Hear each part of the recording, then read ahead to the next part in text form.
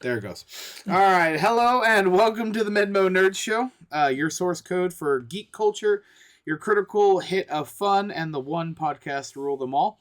I'm Andrew from Movie Reviews by Andrew, one of your cinematic guides through the multiverse of nerddom.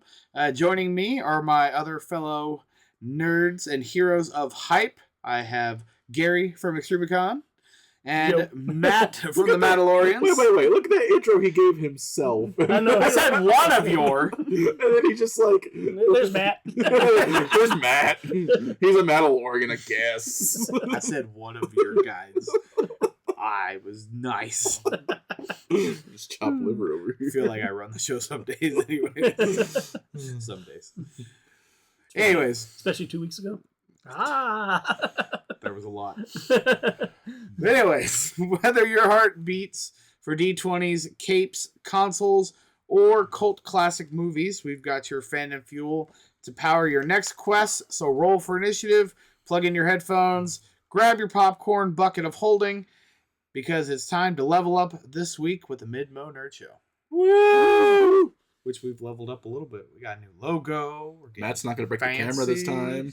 Don't slam on the table. Don't slam on the table. We'll see how it works. I need to grab my Mjolnir out of the house and just bonk things. Just bonk. I'll bonk Gary every time. Just, dang it! Walk.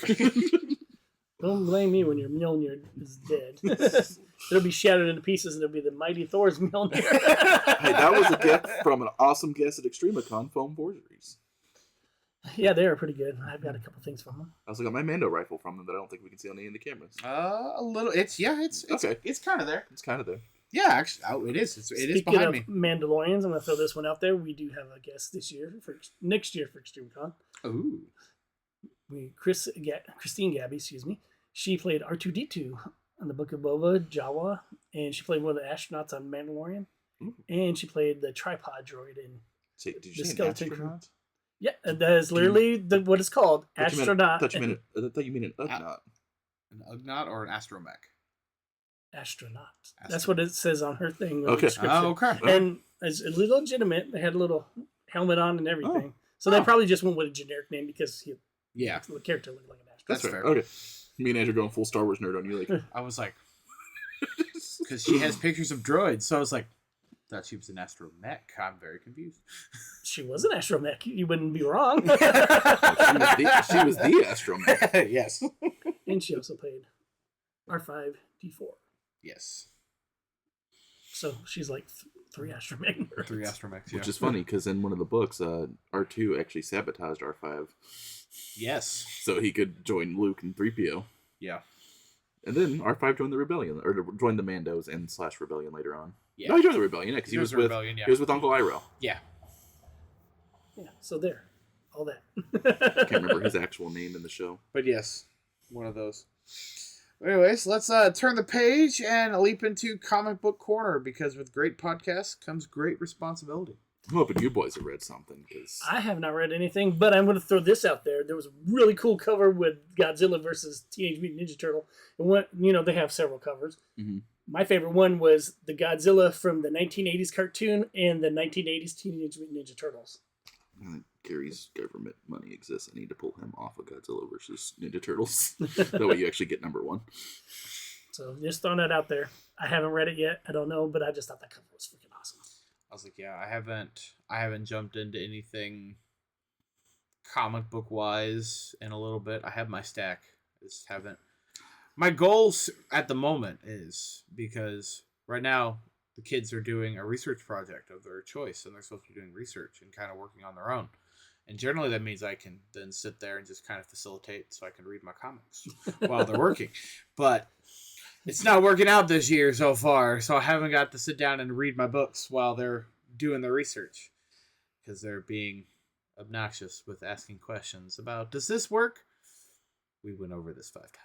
Yes, that's fine. Freaking kids need attention, I tell you. It works. One I have read. These ones are needy. One I have read, though, is Uncanny X-Men Volume 1. Ooh. The newest run with Gail Simone. Yes. Very good run. So good. Rogue and Gambit are kind of the leader of the X-Men for this team, because Scott and Magneto are the leaders of the other team. and it's just kind of Rogue building a team, and then they do the best that the things that always new X-Men teams do is they find a group of kids that need help. Yep. Group of young mutants. Actually, you're talking about the one. Yeah, that you're just reading came that out. one Yeah, too, I yeah. read that one. I got up to probably about issue 12. This is like the first 6 issues, so you both probably read it at this point. Yeah. And I'm just enjoying That it. book's pretty good. I'll give it that. I think I'm only like 2 or 3 issues behind on it. Yeah. If only Gail Simone will get back with me. She may have a spot in stream. Right. She follows the Mandalorians. I keep trying to attack her and things, but she's also had her house flooded recently. Yeah, that sucks. Yep. I will say it's kind of a comic book thing. They had a debut of the documentary for Kingdom Come up at KitCon. Ooh. And I actually One got of to Andrew's sit favorite down. books. This is my favorite book. I actually got to sit through it. No, mind you, I haven't read Kingdom Come yet, but because of it, Kingdom Come. So I've good. got one of the trade backs for it. You can also order it at your local Mandalorians. Yes. I got and- a pocketbook. Yep. It actually made me interested in watching it because the guy who did the documentary, he actually was there and he had the DVDs or Blu-rays for sale. That's But cool. yeah, he was debuted, and then we had a cosplay Kingdom Come Batman, which was Bill Hill Bat fan. That's cool. Superman, Lonnie Johnson. Yep. He had his Heroes for Kingdom Kids. Come. And then a random, I don't know who it was, Wonder Woman that usually doesn't hang out with them, and her Kingdom Come Wonder Woman outfit, Oh, nice. which had a lot of comments. Andrew, to your favorite, tell us what Kingdom Come's about. So Kingdom Come is basically kind of DC's version of the Book of Revelation. The heroes are much older. You're seeing a much older Superman, a much older Wonder Woman, Batman. This is probably, if our history or... Again, I'm not 100% knowledgeable, but I think this is like one of the first times you actually see like Batman in a quote-unquote exoskeleton robotic suit. Because he's not able to be Batman anymore. Yeah, just throwing that out there. Look on Extremicon on Instagram or YouTube, and I'm not just throwing that out there, but you get to see Yeah, he the shared the suit video that, today. Yeah. Jody's like is really good. It's real. So, but basically the whole story is it follows. I can't remember the main guy's name, but it follows a normal guy, and him and Spectre are kind of going in and out of different like visions of the future, on different things. And basically the whole story is Lex Luthor is being Lex Luthor. He is convinced part of the Justice League that Superman is evil. Yeah, because then he convinced Shazam. Yes, he convinces Shazam, who now Billy Batson is actually the same age as he is when he transforms into Captain Marvel, because he's Captain Marvel in Kingdom Come still. Mm-hmm. And so basically, so when I thought he was Shazam. well, he is Shazam now, but this is an older book where he's still considered Captain Marvel. That's until DC lost that lawsuit, Yeah. which they deserved to lose because they stole Captain Marvel from Fawcett Comics. So, but Yeah. but so they changed. So his name, so Captain Marvel or Shazam, formerly known as Captain Marvel. So they're the same age now. So when Billy says Shazam, he looks the exact same. Just now, he's got powers. He now is in his god form.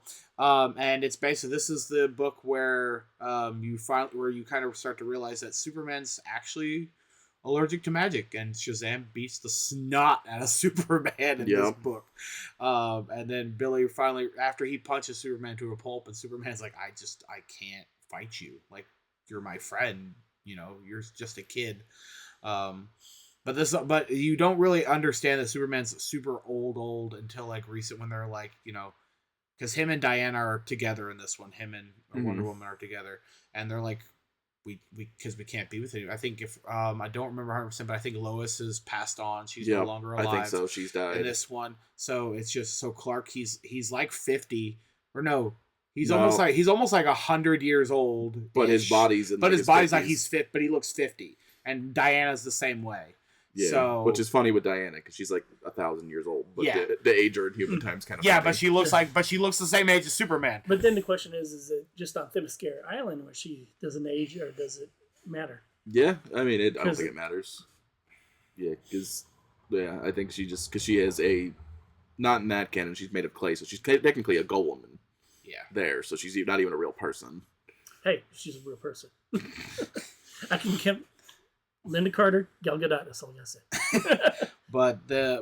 The story is basically kind of like their end times. Like, how would the DC universe kind of end if things just kind of played out naturally as they would? So you get to see a lot of the heroes there's a lot of heroes in that book that I don't even know the names of, because the cast is just. But it's basically it's kind of like their end of the world book of like I said, biblical revelation kind of thing in the Dogs DC and universe, cats living together. and it's And one thing I don't it's know, almost their civil war, to be honest, the way it kind of plays out. and I don't know if you knew this, but Alex Ross, the one who did all the work for that, It's so stinking his beautiful. dad is actually in there. He Oh, put yeah? his dad in there. That's cool. And on the documentary, they actually had his dad talking, which I thought was really cool. That's That is really cool. cool. No, but Alex Ross he's a really good artist. He's probably one of my favorite artists. I've comics. seen it, but I didn't really get into it. But then they started comparing stuff, which if you want to watch a documentary, I won't give too much of it away because it goes into a lot of detail. Yeah. But they're saying that, if you look at the movies, like the posters and everything for the more recent movies, they get it off of Alex Ross's art. Oh yeah, because his art is almost lifelike. Yeah, it's all oil painting. Yeah, it looks really good. Yeah. So go buy Mandalorians, pick up King of the Con. Well, just shoot me a message, tell me you want to order it, and I'll get it. Let you know when it's in. Yeah, because I have the pocket edition. I'm on the hunt to get all the individual issues. I have issue number 2. I'm looking for number 1 now. How much are they going for? Just curiosity. Not a lot. It's like $35 for the whole set. Yeah. Oh, that's not bad. It's not bad. Well, it's no big keys in it. There's no people really hunting for it. Like a lot. So the documentary goes out. yeah, a lot of the collectors only do it just something they can flip or do it like that. Like if it's just a good story, 9 times out of 10, it doesn't go up real high. Right. And that's it's a really good story, and again, it's an old enough story where like they have so many prints of trades out. Yeah. So people just grab the trades to read because it's only like 4. It's 4 5, issues. Yeah, it's like 4 or 5 issues. Yeah, it's a really really short story. So. But there goes the cover art. I threw it Yeah. in there. It's one of my favorites. Say it's not reading, but I've listed over 700 books on eBay since the last time we've been on. So go to the Mandalorian's eBay if you want to buy comic books. The Mandalorian is tired. All right. Got a lot of shows watched during that though. There you go. Well, let's suit up and recharge our those cosplay batteries because it's time for Contails, where the convention floor is always critical mass. Okay, so we'll continue on with what I said. Cape Con, great convention. King, Katrina, and I can't remember her husband's name, run that up at Can't remember people's names. Cape Girardeau. I know. It was November 7th through the 9th. They had a lot of guests. Gary wore a dress. Huh? Gary wore a dress. Yes, I was Fred from the Stone. Hey, I was in Mach 5, so you can't complain about that. It's like, I'm not even a big Speed Racer fan, but I jumped to the chance to dress up as Fred Flintstone to go to Mach 5. I love Speed Racer. And, it's not that I don't like Speed Racer. It's just... wasn't one of your shows. Yeah, it wasn't one of my favorite shows. Then got a picture with Urian Reyes Jr. That was freaking awesome. If you don't know, Kino from Teenage Mutant Ninja Turtles 2. Donatello, I believe, from the first one. Yes, Donatello for that's what I had him sign. Yeah. Because I couldn't find a pop quick enough, but someone had a figure, and I'm like, hey, guess what? This is mine. Right. One of the advantages of helping out one of the vendors there, you get to go in early to look at everything. Then they had the Pink Ranger and Yellow Ranger, which I know I was like, oh my god, which ones? The second Cat and the third Yellow Ranger. Yeah, the second and third. Which they were really nice. I got to say hi to them when they were coming in, and Omar did a little. He said, "I'm going to do this." He grabbed a Pokeball, he threw it at her. He said, "I got you now." Her response was, "I don't know if my husband will let me go that quickly," but then she got to keep the Pokeball, and I guess Omar had to put out $10 for a joke for a Pokeball. That's awesome. Which made it even more hilarious to me. Then they had one of the guys from the Rocky Horror Picture Show. And they had like everybody who was in the last Airbender. I know if real world circumstances weren't limiting us, I was gonna have you get me. Believe me, I was gonna have you get me an autograph from Toph. I had this much money, and that was it. So I would have went crazy. I had something to trade you for an autograph from Toph that you would like more than that. And the sad thing is, Omar didn't have any Toph Pops. He's getting them, but they didn't arrive in time, which kind of sucks for that. But I mean, it was a really good convention. They've been running it for 20 years. I got to give them a lot of accommodations on their stuff. I even ate a lot of Japanese food out of one of the vendors. They had ramen noodles, and it wasn't less like, the ones we get at the store. They're actually real ramen noodles in a cup. Yeah. And they had the little triangle rice cake things with the flavor in the middle, which I can't even tell you what they're named, but those are so good. Triangle rice cake things with the flavor in the middle. That's right.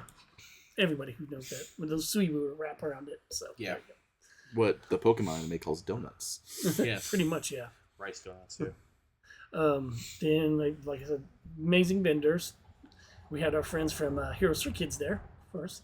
And Boot Hill Bat Fan was there. Of course, Omar, who has TPS Entertainment, which sells all anime stuff, which I've been roped into going to Cape Anime in April. Nice. So, once again, but actually I'm going to be putting out some stuff for actually some anime stuff. You'll see Captain Kamamura again. He got a lot of response from the people who knew who he was. Oh my god, Bleach! Nobody does Bleach anymore! So I'm bringing it back. There you go. That was a really good show. Seen the Kingdom Come documentary premiere, so that was actually pretty good. Definitely check that one out. Yeah. Learned a lot of stuff. Was not going to get the book, but now a whole different story. It's a really good story. It really is. I want to see Gary's book review on it next podcast. Actually, that may happen. Yep. I want to see Gary's book review. I want to reread it. I mean, I have it. I have the pocket. I need to read it. So that means you have to reread it too. I'd borrow one of your guys'. Then there's the Collector Expo in Jeff City. Yeah. The MidMO Collecticon on December the 6th from 11 to 5. It's in Jefferson City. It's at the Capitol Mall. Yep, it's at the mall. Yeah, so let's see. So that's interesting because the combo show usually does the malls, and I guess they got the mall from that one. That's pretty good. Yeah, so it says look for Pokemon cards, vintage sports, Yu-Gi-Oh, Magic the Gathering, and a bunch of other stuff. Just kind of it's a big trading show. So if you got things that you like to collect, there you go. Jefferson City on the 6th, December 6th. If you guys are from around here and never been to Jeff, it's not that far. No, it's only about a 45-minute drive. Yep. Up 17 or however you want to get there. So, not a bad drive. And it's a nice area, too. There's a few good places to go see. Yeah. Yeah. If you're into horror stuff, I mean, you can go check out the prison. Yeah. Haunted. Spend a night in the haunted prison. Tours and everything. And keep things in my pocket there.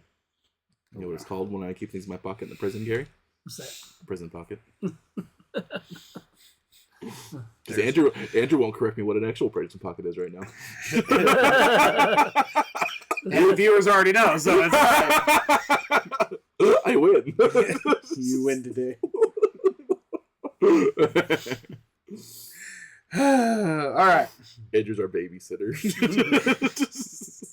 There has to be one. Right. In the group. There always has to be one. And I get to be them. Yay. All right. So, anything else for con tales or anything? Because I don't have nothing anything. Until next year. Massey has announced his. Ooh. And it's the 13th of June. And And Gangrel, I think, is going to be there. That's the wrestler's name? The vampire guy. I'm not sure, but yeah, Gangrel is the vampire guy. Yeah, he's going to be at the Massey's Con. I'll definitely have to find something for him. Yep.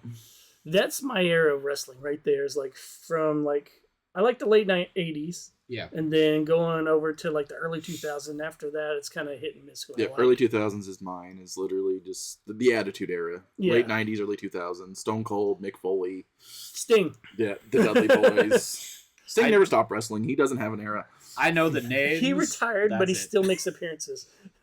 Sting never stopped wrestling. He doesn't have an era. The Road Warriors, can't forget them guys. Yeah. They're like, and I consider this argument all the way, but I think they're the best tag team because I think they got the most notoriety as a tag team, other than maybe like the Hart Foundation or. I'm biased. Demolition. I'm biased. I think I liked it whenever the tag teams got extreme. So Dudley Boys, Hardy Boys, and those are Edge and Christian. So those are my greatest tag teams of all time. Those three in the 90s and early 2000s had just the best feuds, and you always knew like the ladders and tables were coming out. No, they were good. There's no argument on that. Wish Ryan was here because we could make fun of him right now because he found out at a live show as an adult that wrestling was fake. That's my favorite story to tell. He'd be sad. Yeah. He's like the one that was in Rolla probably a decade ago. I found out when I was like 6 when we were watching one of the fights on base Back when like Andre the Giant was one of the big ones that came still, and we were sitting there, got to watch him on base, and I was like, "Oh, this is fake." All right, well, Yeah, I can't go out and do that every week and not be hurt. That's also Well, they were hurt every week. Pretty much. like, oh yeah, I know. That's a daily job. They're hurt. Yeah, but if they actually fought, like... Oh, yeah, no. My favorite is Will Sasso from Mad TV. He actually had a fake wrestling match with Bret Hart, but everything looked real, and he's like, he just manhandled me the whole time, and I was just clinching and going, but then, like, I didn't even get a chance to fight him, but, like, I realized once it was over, I wasn't hurt. I didn't feel any of it. He made sure every landing was soft. That's when Bret will go off and say this. Execution. Well, yeah. Not only that, he said he's never hurt anybody because he always has a thing for Goldberg because Goldberg gave him concussion. Goldberg took him out of wrestling because Goldberg was a dirty wrestler. Yeah, he just was stiff. I mean, he had hype then too, so for a while anyways. And then he kind of faded out, like, it happens. I think the only one that didn't really fade out is Sting and Stone Cold Steve Austin and Undertaker. Yeah, I like... As far as... Stone Cold does stuff online right now, and he has just a whole farm he does. But he can bring as many people in the arena as he did when he first started turning into Stone Cold. Yep. And same thing with The Undertaker, and the same thing with Sting. Yep. It's like all three of them are like... Now, Ric Flair maybe some, but he doesn't, I don't think, draw as big as crowds as he used to. Yeah. Hogan had a really rough last appearance in WWE, so I don't know his last after retirement, he kind of went very downhill. He got very political and very crappy with people. Yeah, so I don't think he'd bring in the draws, but those three can also bring racist. Yeah, there was like we say in that one episode is like there's the character there's and the person. You can love the character Hulk Hogan, but defending the person Hulk Hogan is a little weird. Yeah, you gotta remember that, except for Sting, because Sting's good. Yeah. On and off camera, and I personally know that, or else I wouldn't say that. Right. I say the same thing about The Rock, though, because you can enjoy The Rock as a character, but The Rock as a person sucks. And he can fight me on Monday Night Raw for it. I'd see that match. Yeah, I'd see that match, too. I'd go down once, because my back hurts when I stand up too quickly. It's like, well, that was fun. Time to go home. Rock bottom, rock bottom, rock bottom. Get him. I root for you, Matt, but this is so much fun watching. One person who's good on screen and off screen is John Cena. Yeah. Most Make-A-Wishes of all time. I will say that every single podcast if I have to, because that man is a good, noteworthy celebrity.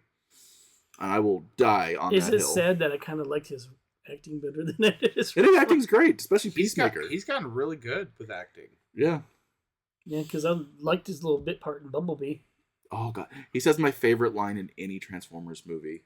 They're called the Decepticons. Of course, they're the bad guys. I was like, oh my God, how is John Cena the only one that makes sense? I actually watched Bumblebee the other day. It's a good movie. I need to watch it again now. It's a really good on movie. Paramount Plus if you don't own it already. I own it. I just need to watch it. All right. Well, let's pull up a chair, grab a health potion, and roll for persuasion, because it's welcome to the Tabletop Tavern. Oh, my game's interesting. Oh, yeah? I have the Tyrant of the Dragons has went on. And you know how you said it was the investigation? Mine's more like a battle royal. That's because that's the way you're running it, Gary. That's all you, buddy. And that's not the module. You are off script. Very much so. Mine is not boring whatsoever. Yeah. We're about the point where we go to the castle. Yeah. And then I had to lead them to the castle because they're like trying to fight everybody. Of course, I have like brawlers all throughout my people. Yeah. And so it's easy to, we have that relationship together. Yeah. I'll make the fight happen. I don't even care every once in a while they'll put someone in there they can't take, and it'll curb that just a little bit. Yeah, out of nowhere I made him fight a beholder because I rolled how many people they're going to fight, and I got a one. I was like, oh, I'm going to make it good. I seen the beholder, like, he's fighting that. And where did he come from? There's a crack in the wall. All right. You can't argue with the DM. When you can. Some people do. It never ends well when it does. You can. Every time somebody argues with me, the boss gets more HP. I like it when they find some way to get around what I planned and like, oh, we just made this harder than what it needed to be, so I threw in something else completely out of randomness. It's like I had my first player argue to me saying that I made the encounter too hard for the first time. Was it the player I'm thinking of? No. Oh. It was not. Oh. We were doing the thing. He's like, He looks at me. He goes, "He's like, how?" So his first question was, "So I try to make combat go quickly as possible. So I don't roll damage. Like I'll roll hits. I don't roll damage. I generally just take the average and just go with it. Make it, try to make it speedy on my end. Yeah, because combat already goes ridiculously long in D&D, especially at higher levels. Exactly, and we're playing a high mid tier. So my PCs are, I think they just hit level 15, and he's level 16. He's a cleric because of shenanigans. And clerics being a higher level in original 2014 D&D 5e is probably where clerics need to be anyways, because clerics are nerfed until higher levels. But no, he's like, how are they constantly hitting us for 27 points of damage? I'm like, because I'm just doing the average. He goes, you're not rolling damage? I'm like, no, I'm trying to make it go quicker. He's like, how's that fair? And I was like, well, I guess technically not, but I do the same thing. It's also boss fight, so trying to make this. He's like, all right, fine. But, and then, like, legendary, like, he was like, I don't get legendary resistances and actions and all this. So I was trying to explain how all these things work. And I think kind of what it boiled down to is his past tables that he's played at. Mm-hmm. He's had very vindictive DMs to where it's not a collaborative thing. And then, because I'm a very collaborative kind of person. Like, I will play rule of cool. Like, I'm very strict when it comes to, like, the rule order kind of thing. Like, I like to keep things collective, but I also play with, like, you know what, but if you come up with something cool and it fits the narrative, we're gonna make it work. Like the shark on Monday that was doing way too much damage to you guys, and I was like, we need to fix something real quick. Exactly. Oh, you broke its legs off. Yeah. So, but we were doing shark had legs. It was a land shark. It was a land shark. But king shark. Yeah, sure, why not?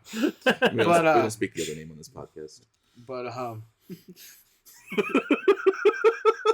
Andrew understood that. Hoy. So not that one. I know. That was funny.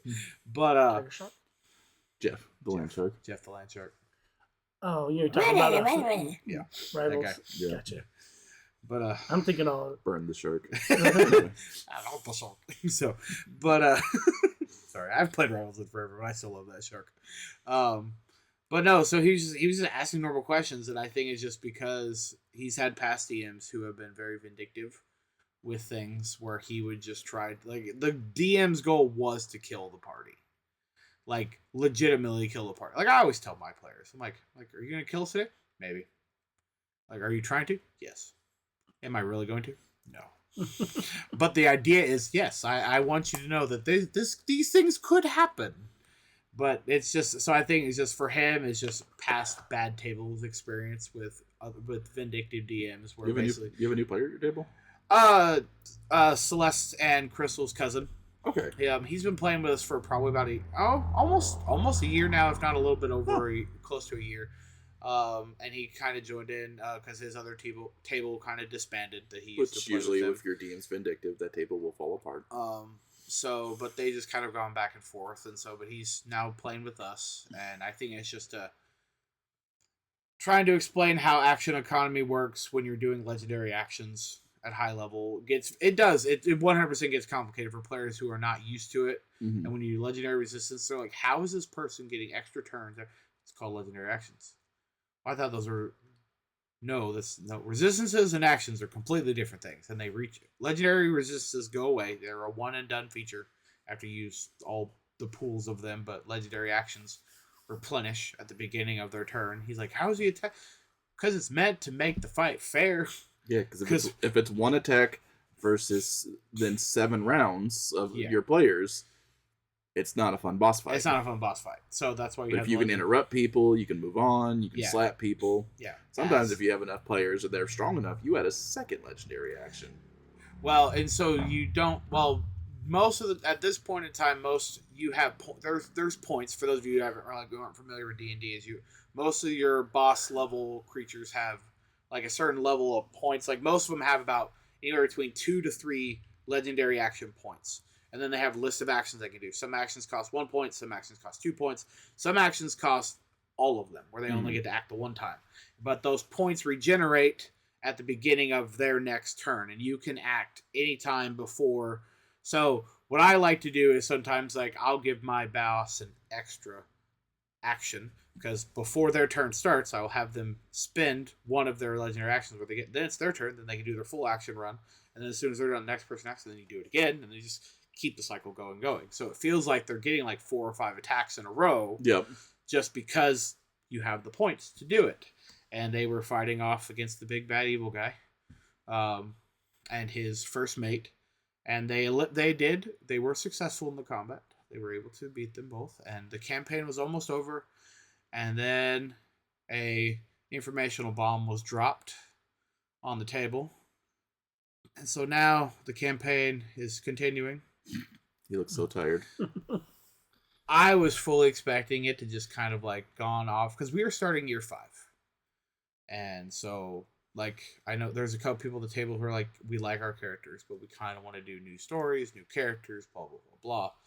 And then I have others who would like to see the campaign continue, which I'm fine with either way.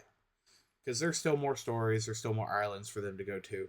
But a knowledge informational bomb was dropped, which then has now caused one of the PCs to go like, huh. So he has to make a very tough decision. And that decision either involves killing one of the other PCs or leaving the party. So, or continuing adventuring on if an agreement can be made. So, what do you do? Find Celeste's secret identity? So, no. So one of the PCs dropped a thing about that they're part of a secret government. They are part of a secret organization that wants to rid the world of kings and queens and set up a one world government where everyone is equal. So he wants to create communism in the world, and where everyone is equal, and basically but this secret organization decides on what's good and bad. Yeah, Cobra communism. It's Cobra.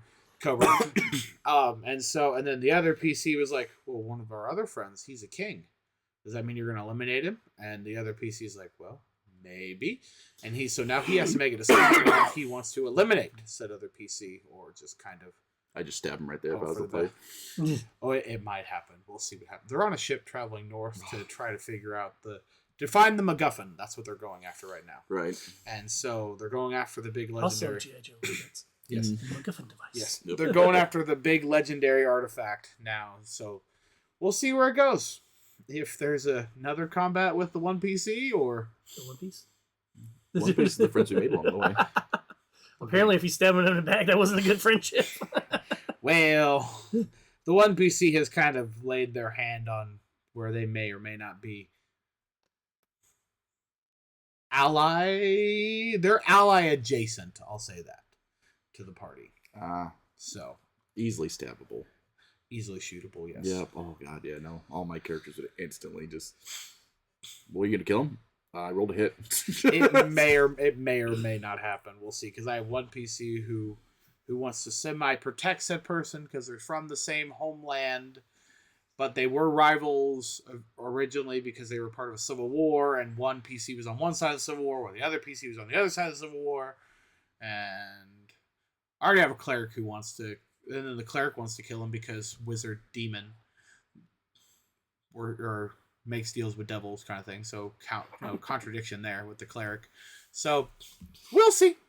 We'll see what happens next time. A little bit like my campaign. One of our guys, Ralph, is a truck driver and he hasn't been able to come to our campaigns. One of our players sold his soul to the devil to get out of hell. That complicates things. Yeah. So that's going to be fun when he comes back. Oh, our storylines, because I do. Like, I let them make their decisions on what they want to do, whether it's following the books, storyline or whatnot. But I'll jot down notes if they do something that's off the wall. Like, we coming back to that later. Oh yeah, yeah. No, I have a wizard doing wizard things who has already sold his soul to one high level demon, but then also promised his soul to a low level demon to help him defeat the other high level demon, and then has now also decided to sell their soul to a cosmic being for warlock powers. So Galactus. Their soul has been separated 3 different ways. Their soul's a hoe. That sounds like one of my players. We got the same player in the group. So wizard doing wizard things. It's interesting. My guys fought sharks because we're still low level. We are fighting sharks. And they went and helped a werewolf village. We did. That was a little too late because we were a month behind on our sessions. They were cute. Yep. It was a cute little werewolf session where our party rogue tried to rob them and found out they had no money. Yeah. Which is my favorite thing to do to rogues. Like, I'm going to rob everybody. Like, they're poor. They're destitute. They have no money. He's like, oh. Yeah, they literally gave all their gold to you guys. What am I going to do with 2 gold? Awoo. But yeah, it was just a little simple session. New character got introduced. My wife brought in a new character. Yep. Another rogue just to mess with the current rogue. And like I already said, if mine dies, more rogues. I have a backup for character for a rogue. I want a whole party of rogues just to mess with Jacob. He'll love it. So I have Conk. He'll hate it, but he'll love it. So I have Conk, and I'm playing Link in this, but I'm not talking, so it's the funniest thing in the world. But I built my version of Zelda. And she's a rogue. Nice. So she's chic. I'm doing the chic version of Zelda. I should have let you get bit by one of the werewolves, where you can have your wolf form. We can still make this happen. You could just sit there really scratching, whenever you get back. Gaming, jeez. Yeah, that's not metagaming with their characters. Hey, Daggerheart lets us choose transformations, and Daggerheart lets the characters also help build the world and the narrative. Yep. I'm totally down becoming a werewolf. If you want to, you can just Because I did that. Because when I built my version of Zelda, I chose, even though it's void content, I chose the transformation because they do a demigod version. So I chose that for her stat block, so she can. Because look, that fits Zelda's character. That makes sense that she should be able to have a goddess form. So get you a wolf link. Yes. Okay. And that was it already makes sense because that was the one word he said. He said "awoo," and they all went, "Conk talks, awoo." And Ryan was like, "God, Conk, will you ever shut up?" Awoo. Yeah, no, you're just like, I'm gonna have a bandage on your neck to start our next session. It'll be beautiful. They're like, "What happened?" Awoo. Awoo. That's gonna be funny. They're like, "Why is he? Don't worry about it." I only talk when I'm on wolf form. Yeah, and you don't shut up in wolf form. Hey guys, how you doing? Kind of like Raj off of Big Bang Theory after he breaks up with the one girl and just never shuts up. It's like, does he ever shut up? No. That could be comedy gold. Not for campaign related, but this is where we do the Magic the Gathering stuff too. Not yet. Oh, we don't have that here? Oh wait. Oh no. Yes. This is where yeah. You're correct. My Kratos commanders came in from the God of War Secret Lair. I'm excited to play them at some point, even though I don't really play Magic anymore, but I still build decks. And I have Toph ordered, because Toph. I want to kill someone with the Soul Ring. It's my whole goal. It's gonna be beautiful. Yep. No, I'm very excited for this set. I went to the pre-release on Friday night. I didn't buy anything. I sat there and I stared. Buy singles. No, I'm going to. There are way too many cards out of the set that I want that I don't want to play the raffle with. Yeah. Or the slot machine. There we go. Yep. Slot machine with. Even though I think if the boxes go down, which I think they should. What are the boxes sitting at right now? You can buy a booster box for $160 is what Dakota's selling them for a BK. So that's pretty much going to be the standard everywhere then, or more. Well, So the universes within boxes are only like 125, 130. The universes beyond boxes are 160, 200. For the novelty, and that's what stores are charging more for. Yeah. So, but actually, right now Dakota has them on cheaper because if you go to Amazon right now, the booster boxes are selling for like $180. I don't think they're gonna go down, at least box wise, because the professor has already made his video saying it's a worthwhile investment. It is a worthwhile. I mean, with the amount of reprints, and they're actually good reprints for this set. I'm just gonna get my Earthbending because I got Toph ordered before I got her at a stable price, and then now all the Earthbending cards have sunk, so I'm gonna grab all of them for like a quarter each. I want to grab the shrines for my shrine deck. Yep. And I think I want to build an ally deck. With the shrines, are they like the old shrines or are they new shrines? They're new shrines. So they're brand new shrines to the set. So they did what Baldur's Gate did when they printed new gates. Yeah, they're new shrines. Huh. They have a red shrine, a white shrine, and a blue shrine. America. So yeah, but it's like the southern. I think it's like the southern. No, it's one of the air temples. It's probably all four. Probably earth, water, fire, and air. No, I've only seen 3. Oh, it's either 3 or 4. I don't think there's a black shrine. I'm gonna have to look at them. But yeah, but there are shrines in this one. Or at least I didn't see a black shrine. They may be all 5 colors, but I've only seen through. I want to say 3. I know I've seen a white one.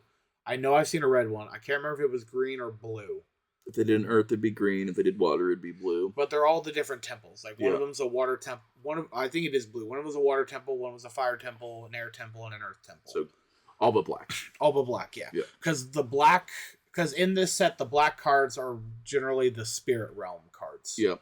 If they did a spirit temple. There's a few that are not in the set related to the spirit world, but most of the black cards in the set are reserved to the spirit world in this set.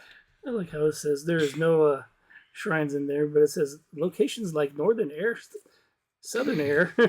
Yeah, that's what I'm saying. They have them. I think the Southern Air is a green and the Northern Air is a white. I'm not. Don't quote me though 100% on those, but I know there are shrines, and if you look them up as shrines, they don't pop up. You have to search for them to find them. And TCG. Although it says right here, Southern Air Temple, Legendary Enchantment Shrine. Yeah. Makes perfect. And then they got Northern Air Temple. Southern's white.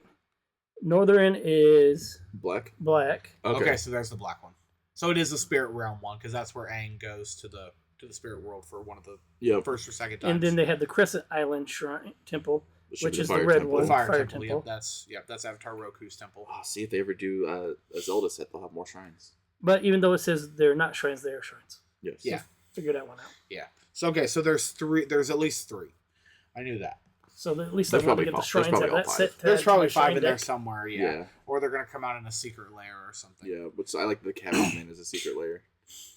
The Cabbage Man one's hilarious. But yeah, no, I'm excited because I built Kratos to be in flavor to the game, because like the way he reads is like a lot of people are gonna build him God tribal. Yeah. But I'm building him part Voltron, just because you build Kratos up with multiple weapons throughout the games, and then multiple combats. Yeah. Because his multiple combats also trigger the God thing. Yeah. Because he is a god, and so is Atreus. Mm-hmm. So it'll still build the same ability as having a God tribal deck. Yeah. Because Kratos would not have a God tribal deck because he hates gods. Yeah. The only one he likes came with the deck, Freya. Yeah. And the God of War cards fit because of Kaldheim. Because that's basically their Norse plane. Yeah, Kaldheim and the what was the Greek one that we got to?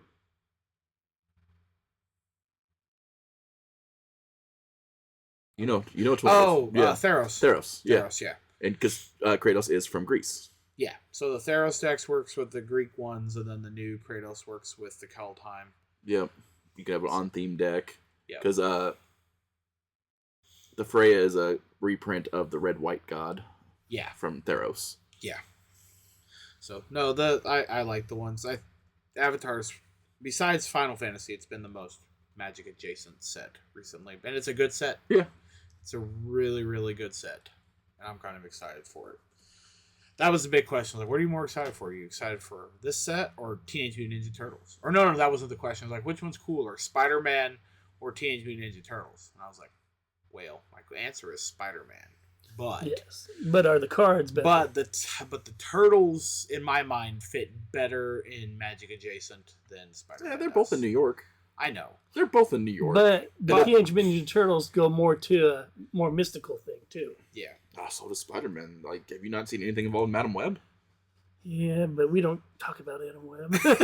Not the movie, the comic version. Yeah. No, the good comic version. My argument was I think it's because we already have Ninja Turtles in the Magic already because of Neon Dynasty. But I think it's just more. For me, it's just funny sitting down it's more mystically with somebody. I'm gonna sit down and I'm gonna play Donatello or Leonardo, which is really funny because now you can ask which Leonardo are you playing, Da Vinci or the Turtle, right? Which is gonna be funny. Which Leonardo? Or sitting down like, who are you fighting against? It's like, you're gonna fight against Peter Parker. Who are you fighting? Gwen. Or who's your commander? Gwen With Stacy. Stacy. Really? I lose the magic just a little bit. See, I have Iron Spider. Yeah. Yours says Iron Spider, but it's not like, who are you playing? Mary Jane Watson. I've got Cosmic Spider-Man, so I Five can, color, yeah. yeah. See, the next 5 color I'm getting is just going to be the Precon Turtle Commander that comes out. Yeah, that one looks cool. Or you have Leo, and then you can pick one of the brothers, which I'm going to pick. As their team. I'm going to pick the good turtle, Raphael. As their team, yeah, because they have the team thing. Yep. Which Shredder also has, and so does Splinter. Shredder. They all have it. In the comics, Shredder became the mentor. I know, eventually, yeah. Yep, after Splinter died. Yeah. It's just funny. I know. It just cracks me up. But yes, ninjas galore. But yeah, no, I like the new Magic set. I'm excited. Cool. I'm that guy though, because you guys like the more fantasy aspect of Magic, and everybody keeps arguing with me. Like, there's also plenty of sci-fi in Magic. The same set that had the Kappas was very sci-fi. Yeah, it really was, because they had the. But they've announced a Star Trek set, which still cracks me up. Well, they're gonna bring vehicles back. I know you're gonna get to pilot the Enterprise. Edge of Eternities was there. Star Trek. It was there, definitely there. Hey guys, which is weird considering we can do space. Which is weird considering they have Marvel, that they didn't get Star Wars. Yeah. Well, but it's probably because Star Wars has their own card game. Because Star Wars has their own card game already, even though they have the mock-ups of the Magic card. Oh wait, you can buy Star Wars proxies for. No. I'm saying the Pokemon Secret Lair. Oh yeah. Which is completely fake, but it was hilarious. I still want the SpongeBob one that is real, just because of the counter spell where he's just doing. You counter this spell. Yeah, it's pretty great. Oh, I love that. Plus, I just want to build 5-color SpongeBob Joda just to make all of the competitive nerds mad. Like, what are you doing? It's like, I'm playing Joda. What's behind Joda? Eldrazi. Because that's what it's Eldrazi or Slivers. That's all Joda's. Yeah. That's how he works. Right, what's our next one, Andrew? Alrighty. Let's see. Showdown Enthusiasm. Yeah! Grab your 3D glasses and your popcorn buckets of holding. It's time for a Screen Time Breakdown. Okay. I gotta ask you. Predator Badlands. I did not get a chance to see that. It's good. Is it good? Oh, it's so good.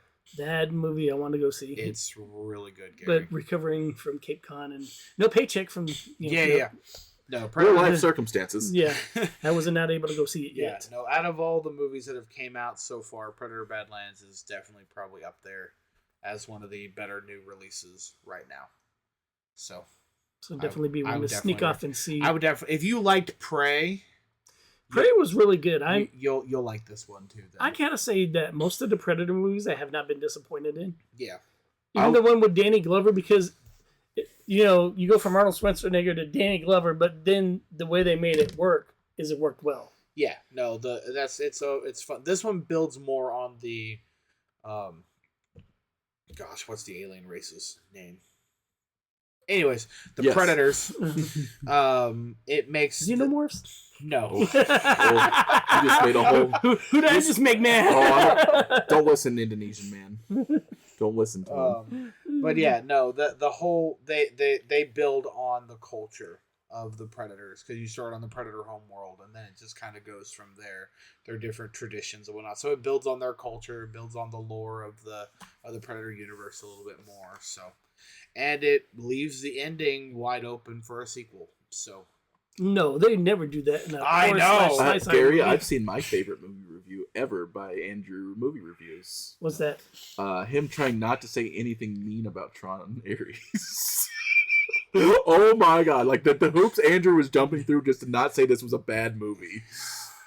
If you enjoy visuals, please, like, you will enjoy that certain one aspect of the movie.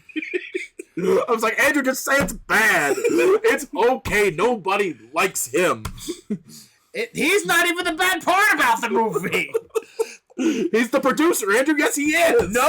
Here's the thing. Actually, the character Try not to slap the table. Yeah. The character that he's playing fits the way he's acting. And everybody's like, Jared Lowe's the worst part of this movie. I'm sitting there going like, he's playing an AI robot. Yeah, it's because who he is in real life is an AI robot. It's not. He's. Are we sure he's even real and just not an AI robot? I at least like blame some of that behavior he does on besides method acting.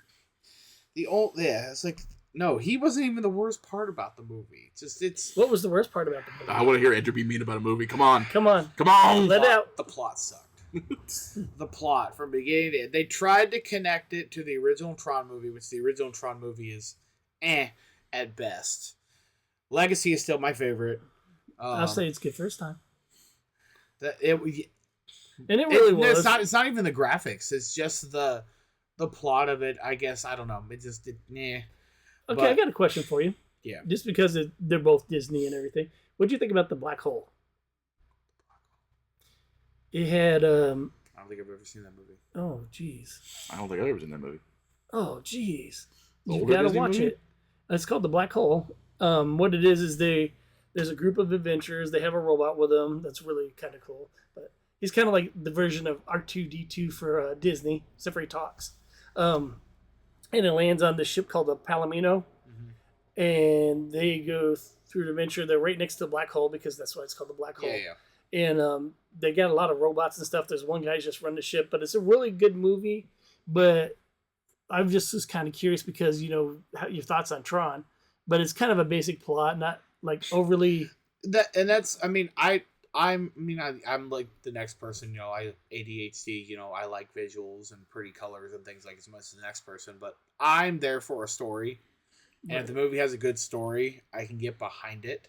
That's why, yes, I was not. I don't think Ares is a complete dumpster fire. It's like Morbius. It's not a complete dumpster fire. Hey, Morbius makes me giggle. But I think not on purpose. I think Tron would make you giggle. Ares, not on purpose. Ares, like I think would make you giggle. When he's subway surfing, in Morbius, I'm like, that's not how this works. It's giggly. But no, and Evan Peters is in the movie too, and he plays he's the grandson of the original. That was Quicksilver, right? Yes. Yeah. He plays all that for a dick joke. He plays he plays the grandson of the original antagonist in the original Tron movie. His name escapes me, but he plays the villain in this one. The whole time, we were sitting there, we were watching the movie, and we were getting to go in. I'm sitting there like, okay, if I remember from Tron, I remember from Legacy, I remember from Uprising, the bad guys wear red, or wear orange, I should say. The bad guys wear orange. And the whole time we're sitting there, we're watching, and I'm like, all these characters are wearing orange. They're all the bad guy. I'm like, these are bad guys. Why are we following bad guys? And there's barely any blue programs in the entire movie. Yeah. And even when there are, it's when they're dying to the red programs. So it's just the Acolyte. Essentially. But they do the whole thing where the whole premise of the movie is to bring the programs from the digital world into the reality. That's the whole purpose of the movie. And I'm sitting there going didn't they do this at the end of Legacy? Because Flynn brings the program, Olivia Wilde's character, brings her to the real world. She's in the real world. They did this already with Legacy. And figured it out. So it's just rehashing the Matrix. Essentially, kind of. But weirder. But then and I'm going to spoil this completely, kind of. So if you want to know, if you want to know, then I won't say anything. I've already watched it. So you've already watched it. And I know Matt doesn't care. So if you're interested in seeing Ares, it's a month and a half out. So if you haven't seen the movie yet, then you probably don't care. But the whole, I think the most intriguing part of the movie was the end. Because again, so if you're familiar with the Tron series, every time, even if a person from the real world goes into the computer, they get a program suit. Mm-hmm. Well, at the end of the movie, Evan Peters' character goes in and he doesn't get a program suit. Okay. But he sees the data disk of the original villain, his father's program, and he grabs the disc, and then he turns into his father's program, gets the same outfit and everything from the original movie. Okay. I'm sitting there going why didn't he get a program suit when he first got digitized? So I'm intrigued with that idea, but because this movie flopped at the box office, of course, Tron has just been a cult classic anyways, so it's not. And it's okay to leave cult classics alone, Disney. Yeah. So we do not need a live-action Snow White remake. Please. Don't. I'm not watching that movie. There's a few movies new that I'm not gonna go. That I would like to see that new Lilo and Stitch. I know some people had some negative things to say. Was it that bad? Gary, don't. It's not. Don't give your money to that movie. If you want to watch Lilo and Stitch, I'm gonna watch it on Disney Plus. Yeah, spend your time watching just the original. You will have a much better time just watching the one that is aged beautifully and is still a heartfelt classic to this day. The original Lilo and Stitch. That's not that old. The only thing that's wrong is they changed that water scene. What, on Disney Plus? Yeah. No, actually they fixed it. Oh. Besides the original DVD release. Mm-hmm. So, do you know what I'm talking about? I have no idea what you're talking about. So in the movie, when Nani goes off for a job interview and Lilo is left at home alone, and she's chasing her around the house. In the original movie theatrical release on the original DVD, Lilo goes and hides in a dryer. Yeah, that's the one I have. I didn't know there was anything different. If you get a new version, like if you got the new Diamond version or the new Anniversary Edition, or you watch it on Disney Plus, it's a box. It's a wooden crate with a pizza box. They edited the movie because kids were climbing into dryers and hiding in them because of the movie. So Disney changed the scene, so she's no longer hiding in the dryer. She's hiding behind a pizza box. See, I still have the one I never knew there was a change. Yes, they changed. I still have my DVD. Yep. And I've actually seen that on various things where they actually did climb and get locked in. And they have. There's a lot of movies that they have. If you don't have the original VHSs or DVDs when they first dropped, Disney has edited a lot of their original movies to be more modern family appropriate, I guess I should say. Pod generation acceptable. Yeah. I mean, our generation drank bath salts on YouTube, but that's neither here nor there. I don't like our generation either. So I mean, that's fair. We got the Pauls. My name's Paul. Sorry, that's a Jimmy Neutron reference. So I got two Amazon Prime things. The first episode of Mighty Nine is out on YouTube for free. Is it? For free on YouTube. Yeah, for free. The first episode is. Yep. Have you watched it yet? I did. Is it on Amazon Prime? It will be on Amazon Prime the 19th. Yeah. Okay, so they're doing that for just they're giving it like Critical Role's given on YouTube for free for like a free preview. All 42 minutes of it, unedited. Okay, I'm gonna have to watch that because I love Critical Role. Yeah. We'll tell you guys the best character is not in the first episode. No. If you're waiting for Jester, she's not there. She's not in episode 1 yet, but it is very good. It's got the second best character in it, not the Brave. Sam's voice sounds so weird. It's because of the cancer. Yeah, I know. Yeah, because so you can't do the voices like you can. Yeah. The poor dude the voice actor got throat cancer. Yeah. And then we got our actual trailer for Fallout Season 2 coming next month. Macaulay Culkin. Looks like he's playing Caesar. He's finally coming back. He's playing the big bad guy in the Fallout. Yep. One of the big bad guys. There's a lot of big bad guys in the Fallout universe. But it looks so good. It makes me happy. It's nice to see him get acting jobs again. Yep. I just watched Lindsay Lohan on the Freakier Friday yesterday. Mm-hmm.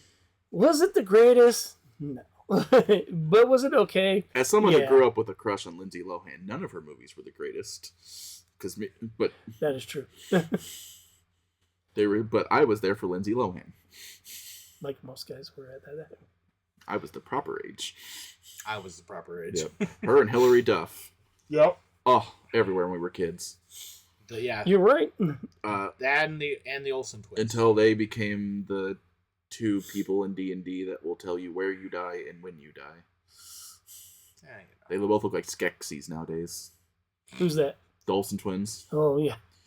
My favorite thing is running across old ads that, did you guys know the Olsen twins had a third sister that's not famous? The Scarlet Witch. Yeah, as I say, a little late on that now. Well, it's before she became famous. She's probably bigger than both of them. She is bigger than both of them, because those both. But it's what happens to childhood actors a lot. What happens to childhood actors. Why Shia LaBeouf?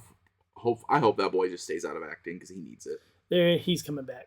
Is he? He's going to come back in a remake of Transformers. That was the big rumor, is him and Megan Fox. Oh, yeah, they're coming back for the Ultron movie, yeah. Ultron? Not Ultron. Unicron? Unicron, there we go. My brain went somewhere else. Ultron. Wrong universe. Well, unless you count Marvel. And yeah, Megan Fox has worked with Base since, so she'll be back. She was our April O'Neil. Yeah. Still enjoyed her as April O'Neil, but I like Megan Fox. Those movies were good. Yeah. I enjoyed those Turtle movies. I like the fact that they brought Bebop and Rocksteady into it. That was my favorite thing. Baxter Stockman, Bebop and Rocksteady, a proper shredder. Like, the first movie was... And Tyler Perry did a good Baxter Stockman. Oh, I loved him as Baxter Stockman. Oh, yeah. First movie was a little, like, I like it, but I can see the not liking, but movie 2 is... Yeah, they did a lot better, I think. Really it's just the quintessential Turtles movie. Yeah. I'm still not sold on Stephen Amell as Casey Jones, so I'm going to give that one out there. Because he's just Arrow. Yeah, I think that's what you get. When you see him, he's Arrow. When he even acts like Arrow. Yeah, he pretty much did. Yeah. Except for he had a little bit more sense of humor. Yeah, a little bit. I need Casey to have a lot of sense of humor. Yeah. That may have just been the script, too. Right, I know. That's a Michael Bay. Yeah. I mean, those movies gave us RC weirdly sexualized in the Pete Davidson movie, the Beast Wars movie. Yeah. Why she walk like that? She's a robot. In disguise. But, whenever Pete Davidson played, which Transformer was he? He was the Bumblebee in that movie, the partner Transformer. I can't remember what his name was. Like Mirage, yeah. Actually, I liked him in that one. Yeah. I liked Mirage, and I loved when they were going through his different things, and they actually made him into his Formula 44 car. Mm-hmm. That made the part of the movie for me because he was original. Yeah. Then I have seen all of Dragon Ball Daima. It is very good. So good. Yeah, Dragon Ball Daima is really good. I just wish I could really talk to the person that does a certain voice on there that would actually work with me on stuff instead of saying, "Hey, I got free dates. That's great. How much do you cost?" Right? Like, spoilers for the ending. We get to see Vegeta go Super Saiyan 3 finally. That healed something in all of us Vegeta fans. Yeah. Because that boy never got to go Super Saiyan 3. And then Goku, of course, got to step one up on him. And Super Saiyan 4 is now canon! Yep. It was never not canon to me. I'm a GT fanboy. Well, they even said in the thing, it wasn't not canon. It just... Different timeline. Yeah.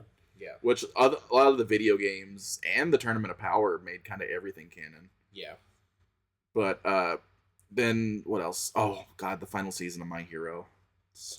Yeah, I just was watching the episode before I got here, the last one that was released. I haven't watched the newest one yet. Me and my wife are watching through. I'm going to tell you, it's... I know the ending. You're not going to spoil anything for me, but we would like to not spoil anything for the new people. Oh, no. Andrew. I know nothing. I'm just going to say, if you get the feels for the characters in there, you will really get the feels in this episode. Oh, yeah.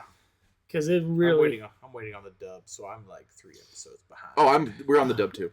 Okay. Oh, so, I'm not on the dub. I figured you were watching sub, yeah.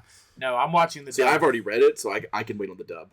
So the dub's on episode 4 out of 7. 7 is dropped. Yeah, I'm gonna have to go back and watch the dub now. So 5. Okay, so 5 dropped, I think, yesterday sometime. Probably me and my wife were watching. So I've only watched the first 4. Yeah, I haven't watched episode. You watched the one where it basically alluded a little more of All for One's backstory. Yes. Yep, and then there's one more after that now. Yeah, Which is only going to be like 11 or 12 episodes for the season, and then because there's not much left. Yeah, I figured not. Because we have the Dobby fight. Mm-hmm. And then we have the final fight. Yeah. Because, well, I need you two to, before I say anything, what is the last thing that happened to Himiko Toga? The last thing I know is, like, she replicated herself as twice. Did her and Otako have, like, any, like... Yeah, a little bit. Yeah, that was last season. Okay, that's what I wanted to ask. Yeah, that was last season. Yeah, because I don't really think I they've didn't want to done spoil too much with her this season. Well, I think... Yeah, I haven't seen her at all this season. I don't think you're seeing her at all this season. I don't think they mentioned it, but she's gone. I figured that. Yeah, I think that she sacrificed herself. Well, yeah. I'm not saying anything, but yeah, they kind of hinted to it highly. The manga, they said it outright that she sacrificed herself, but I don't think they were going to say it in the anime. Yeah. Because she was one of the most popular characters. Yeah. It's like when I was up at Cape Con, I seen a lot of girls dressed up as her. Yeah. So she's still like... There were a lot of them still at Missouri Con last year. There were too. Yeah. But yeah, no, like, so I think that's all we have left. And then there'll be one episode after the final fight. Like, no spoilers because every anime has this. There's a time jump. I figured. You're going to get to see where the kids are in the future. Okay, I got to ask you questions after the podcast is over now. Answer. And Andrew can hold his ears and go la la la la la. Yeah. Well, after the podcast is over. Because I mean, My Hero Academia has been a really good show. Oh God, and I hate to so see good. it end. And I own every. I am missing 2 because of the real life government circumstances of the manga, but I'm missing only 2 volumes. I have the first 40 because I read it all as it came out. Because like Shonen Jump app, you can read them as soon as they're translated to English. Yeah, and that's how I get my manga. $2 a month. Just $2. $2. If I didn't have 1,000 other things going on, I might do that. And I think I've got a little farther in One Piece. This one I've kind of checked out just a hair. I probably need a break again. That's one of the ones where if you're so behind, you just like you do it all in one set, then you get tired of it, then you go back to it, and then do that's it all. That's what I take a break from One Piece every once in a while. Yeah, I always get back, but when I get into it, like I watch an arc at a time. I'm basically. Like 30 episodes in after that. I'm like, okay. Because I watched him, was it Gator, the one in Alabasta? Yeah. The one that had All for One's voice actor? Yeah. When you like start watching it and it catches your interest, you want to keep on watching them, and then it's like after a point you're always like, and that always happens. As soon as it's always right before the big fight's about to start, you're like, all right, here we go. We're in it for 60 episodes. Right. Oh God, that was Alabasta. It's like that's how every arc is. Oh no. It's like 20 episodes of like, all right, are we doing anything? Here's just little fun adventures. Then you can just it's like an audible click, and you're like, oh, I'm in it for 60 episodes. And then Luffy gets beat up in the desert, and I'm like, I want to see Luffy beat this guy's butt. Yep. It's like a switch. It's literally just like, oh, now I'm here for 60 episodes, and then you're stuck. That's how every arc in One Piece is, which is why I think people like it so much, because you get like a little lull, a bunch of little backstories, little like fun, little one-off little things. When they go to feudal Japan, it's so fun. Yeah, see, I'm meeting like actual Nico Robin for the first time now. They're doing the little island hopping right after Alabasta, where you meet a little bit of Nico. I've had her and Chopper get along. Yeah. No, when you get to Nico's, it's gonna be rough. Nami's making her first like map of the Grand Line. Yeah. But yeah, no. But then it's gonna click. You're like, dang it! Then you're stuck. Let's see. It's like it's like Tron. Well, I got a couple. If I can pull it up again. I'm trying to think. What else? I've seen a lot of movies this week. I saw The Running Man. Any good? Oh yeah, I was gonna ask you about that. I enjoyed The Running Man. It was fun. Again, I've never read the book. But again, listening to Jimmy talk about the book, this movie is closer to the book than the original Arnold Schwarzenegger Running Man. Okay. I've never watched the original Running Man, but apparently I'm a sucker for old Schwarzenegger movies. But again, according to Jimmy, the old Running Man is basically he goes and he signs up for the TV show and he just fights 4 dudes, and if he fights 4 dudes, he wins, he gets money. I said, oh, that's not what this movie is. Huh? He's actually running for 30 days for his life, trying to hide and dodge these hunters who are trying to kill him. If I had a nickel for every movie that came out this year with people running to stay alive, I'd have 2 nickels. You'd have 2 nickels, yes. Which isn't a lot, but it's weird that it's happened twice. Oh, you know. But yes, so that's what The Running Man is, and this one, it's Glenn Powell, very popular actor right now. So for those of you like, who's Glenn Powell? He was in Fast and Furious, pretty sure. No. Glenn Powell was in Twisters, was his recent one. That guy. Yes, he's the new head face for Twisters. And then he was in I haven't seen it, he was in a rom-com with Sydney Sweeney recently too. I can't remember what the title is. Anyone But You? I think so, yeah. Yeah, it's right there. And then he was in another hit. Yep, he was in. Oh, he was the Top Gun guy. Yes. Oh, yeah, that's right. Yeah, he was in Top Gun. He plays the antagonist Hangman in Top Gun Maverick. Yes. He's playing in that new show that I want to watch called Chad Powers. Yes, and he's in Chad Powers. Yeah. So he's a very hot actor right now in Hollywood. Very charismatic. Probably made the movie for me. Josh Brolin's also in it. Always good when he's in a movie. Good old Cable. So yeah, Josh Best thing you know him from is just Cable. Yes. So yeah. He's in the Dark Knight. Glenn Powell's also in the Dark Knight Rises. Oh. As traitor number 1. I was like, he's hasn't been a face man. He's been bit pieces. He's played in NCIS, Rizzolian Isles, CSI Miami. Yeah. So if you've seen a show, he's probably there. He's been a background character. He's first movie, Spy Kids 3, Game Over. Yes. Kid with the long fingers. He is. Yes, he is. Yeah, he is. He is in Spy Kids 3. Go on, Gary. You've been waiting. Oh, yeah. I was just going to say, I picked up High Dive over the weekend. I just got it temporarily. And I watched Sword of the Demon Hunter, which, kind of throwing that off, but it's a little bit different from Demon Slayer. Yeah. Brother and sister still. But this one goes to like a whole different level. Yeah. Seems pretty interesting. I really like I Parry Everything. Yeah. That one's been pretty good. And he literally parries everything. That's pretty funny. But there's a really good story to it. And then another one that I seen was... Oh, where's it at? Oh, there's another life... Another slice of life. Yeah. You've been watching? No, I don't like slice of life. I see that every day. I mean, that's fair. Yeah, that's pretty much the two big ones. There was one other one, and it's a isekai, and it's pretty good. Yeah. But I guess I'll mention that one next time. And then the Goma got you on Crunchyroll. Mm-hmm. Then one of the new series has been pretty good. Oh yeah. So It's like my anime stuff has been old. I'm still like watching One Piece. My Hero is on the list. I haven't watched much of Bleach too much. I finally made to season 2 of Bleach. of the original show. Yes, so the original Bleach. Yeah. No, Okay. I'm doing it. I'm doing it properly, Gary. I promise. Bleach is good. 1, 2, 3. 4 and 5 is kind of a little bit. After that, it's good. It gets okay. But 4 and 5 kind of drags a little bit. Okay. Because you just like took Ichigo back a level, and you're like, we just went through all this stuff, and you're doing it again. Okay. It's like in that part, you kind of like get kind of irritated. And that's where I was at the beginning of Bleach. So like the first little bit, like the first like 20 episodes, like, and I know it's only like 26 episodes a season, but like the Bleach 1 was like, all right, can we do something, please? But then like where I am in 2, where they're saving, what's her name? Rukia. Yeah, Rukia. That's where I'm at. So they're trying to save her, and I'm like, okay. So we're learning more about the core, I'm like, okay, this is kind of interesting. Season 3 gets really good, and then like I said, then I've been here the whole time. Then it kind of drops off. Like I said, 4 and 5. Then after that, it picks up again. Yeah.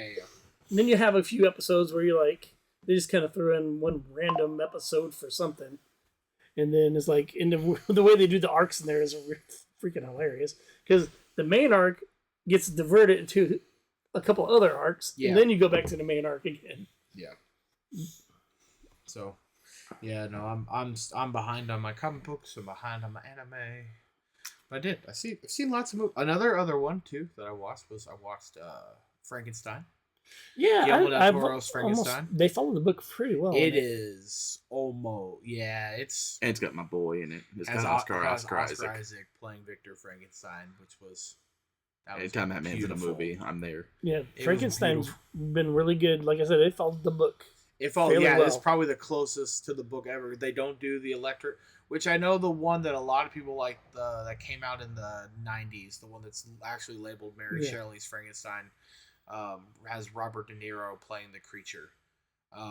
That was like the pinnacle one that I followed the book closely, but they still did like the electric eels and lightning shock on the tower like they do in the Boris Karloff movie. This one does not. He actually does the book. He has little, well, it's very ominous in the book of how he does the electric shock, but he does he's developed like these little batteries kind of thing that he uses to bring the creature. Hear that, to Netflix? life. You guys released something that sticks to the book and it's doing well. With that regards, they've had a couple of animes that were pretty good. There's 2 animes on Netflix that are really good. Sakamoto Days. Solid. Oh my god. I love Sakamoto. Okay, so I need to finish it. I'm still really early, but it's this so out stinking there. hilarious. New cosplay. Yep. Uh-oh. He's built like us. Are you being... Yes, Mr. Sakamoto. Yes. And he's probably the best voice actor ever, Matt Mercer. Yes. So yeah, I like that's Travis, done. So next at Camp Anime, when I go there in April, I will be Mr. Sakamoto. I will be Mr. That's Sakamoto. Beautiful. Also, we have our trailer for Stranger Things final season. They all look 35. I love the freaking memes on those. My favorite is the grown-ups meme. Oh, yes, that's my favorite. I shared that one recently. That's my favorite one. Like guys, it's You know how they could have fixed it all? Final season, just an anime. Yeah, they could have animated. They were talking about that at one time. Yeah, they could have just animated it. Yeah. Yeah, but not cast grown adults as middle schoolers. Hey, weren't you like saying? I'm 16. Oh, I'm actually 27. I'm out. You guys are doing the Tobey Maguire. Yeah. We're doing what we roast Spider-Man for. The one thing that we roast those Spider-Man movies for is Tobey Maguire being like 35. They're all 30 playing 20-year-olds. Yeah. Yep. I was like, well, let's see. So Frankenstein, Running Man. Now You See Me. That's the other one. I was like, I haven't seen any of those movies. Now You See Me. Now You Don't. Is it good? I enjoyed it. Is it as good as the others? The first one is still the best. The first one will always be because I really like those movies. But this one's good. You can tell that the CGI could have used some more work with some of the tricks. Yeah. That they did. Isn't Woody Harrelson in those movies? But Woody Harrelson is. See, I love Woody Harrelson. I need to actually watch those. And I'm going to get to that in a second too. And this could be an interesting controversy for you and I. Because Jesse Eisenberg is also. Not that there hasn't been any controversy between you guys today already. But that's okay. I still love Matt, and he loves me. I'm one of those people that if you have differing opinions, I don't hate you. That's right. And I will tell you you're silly, and I don't like your opinion, but I'm not going to say I hate you. It's a good time. Because that's what called being functional human beings is. That's right. But no. So the reveal in this one is. I did not see it coming. I had a feeling the way that they were doing the little breadcrumbs. I mean, it's in the movie. Now you see me, now you don't. Well, so the whole premise of the movies is they're magicians that kind of do like heists, but they're activist heists, and so they're doing it for good, for the betterment of mankind. And then this one has a really big twist ending at the end, compared to the other two. So that's kind of nifty. This one has the original cast back. But it has 3 new young magicians. Ooh. And the one, I forget his name, but I absolutely love this kid. He's the kid who plays Simon in the D&D movie, the wizard who. Not Justice Smith. He's Smith something. Something Smith, yeah. Simon Smith? Is it Simon? Maybe because he's also plays in Detective Pikachu. Yes. And he plays in one of my favorite John Green movies. I think it's it's not Looking for Alaska. It's the other one. It's Paper Towns. Paper Town, yeah. It's where his family has all the Black Santas. Yeah. But I think it is Justice Smith. I think it might be Justice Smith. But anyways. It is. It's Justice Smith. Because I keep thinking that's Will Smith's son, but it's not. It's not, yeah. That guy. Yes.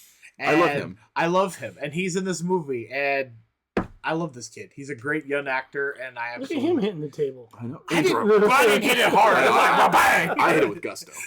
I went, dink. So mine was a whippy tap. It was like, so, but yeah, no, I really enjoyed it. So, they're fun movies, but controversy is, so we're sitting there. So Jesse Eisenberg, he plays a magician. Mm-hmm.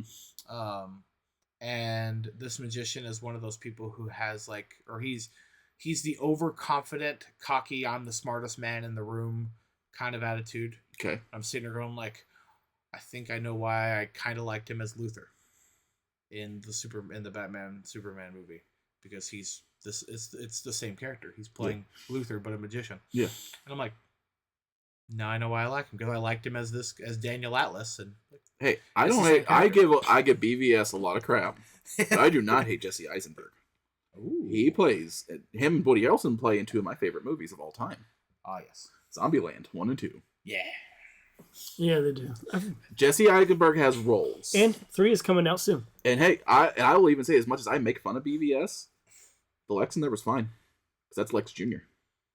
That's actually fair. That's Alex Luthor. That's fair. Which, in The Death of Superman, if you ever read the comic, the Lex in that story is a red-haired, long-haired Lex Luthor Jr. That is cloning, using the DNA to clone the Kryptonians, except he makes a Supergirl for reasons that I don't want to discuss on a PG-13 podcast. Who doesn't like Supergirl? He liked her a lot. I was like, I know where I put those pieces together. See, I give BVS a lot of crap, but it's never have I ever given it for Jesse Eisenberg. That's true. I've never heard you mock the Lexus. Nope. I enjoy. And that's generally most people's complaint. Nope, about that. I will mock the characterization of Superman all day. I will absolutely mock the characterization of Lois. That is not my Lois Lane.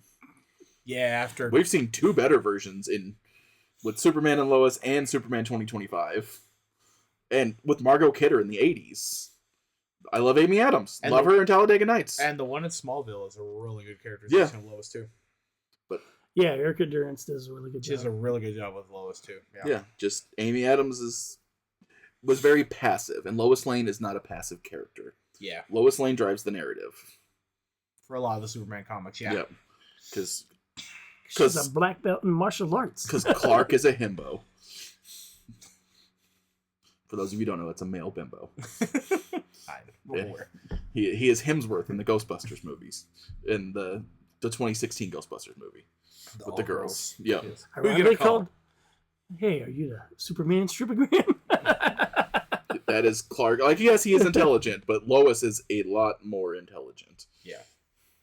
And I will, as much as I love Ghostbusters, I will say I don't hate the 2016 Ghostbusters. I like it.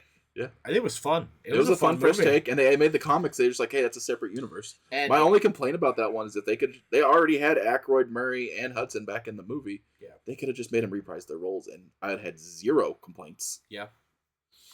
I will say though, I was at when we went to watch that movie. Jimmy wanted to watch it in 3D because we heard the 3D for that one was really good, and the 3D in that movie was actually so part of the like you watch if you actually watch the movie, like when they do the proton beams and you see the ghosts and whatnot, and they kind of fly up or to the left or to the right, you actually watch them fly off the screen in the 3D. That's cool. And so it's kind of so the 3D in that one was really, really cool. Or the one scene where Hemsworth's character gets really, really big, like and he kind of goes off the screen.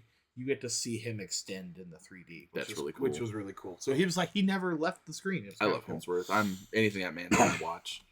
He's actually made me sad because he actually had his wife put on old lady makeup because he's got the early signs of dementia. So that way he would like remember what she looks like. I was like, you suck.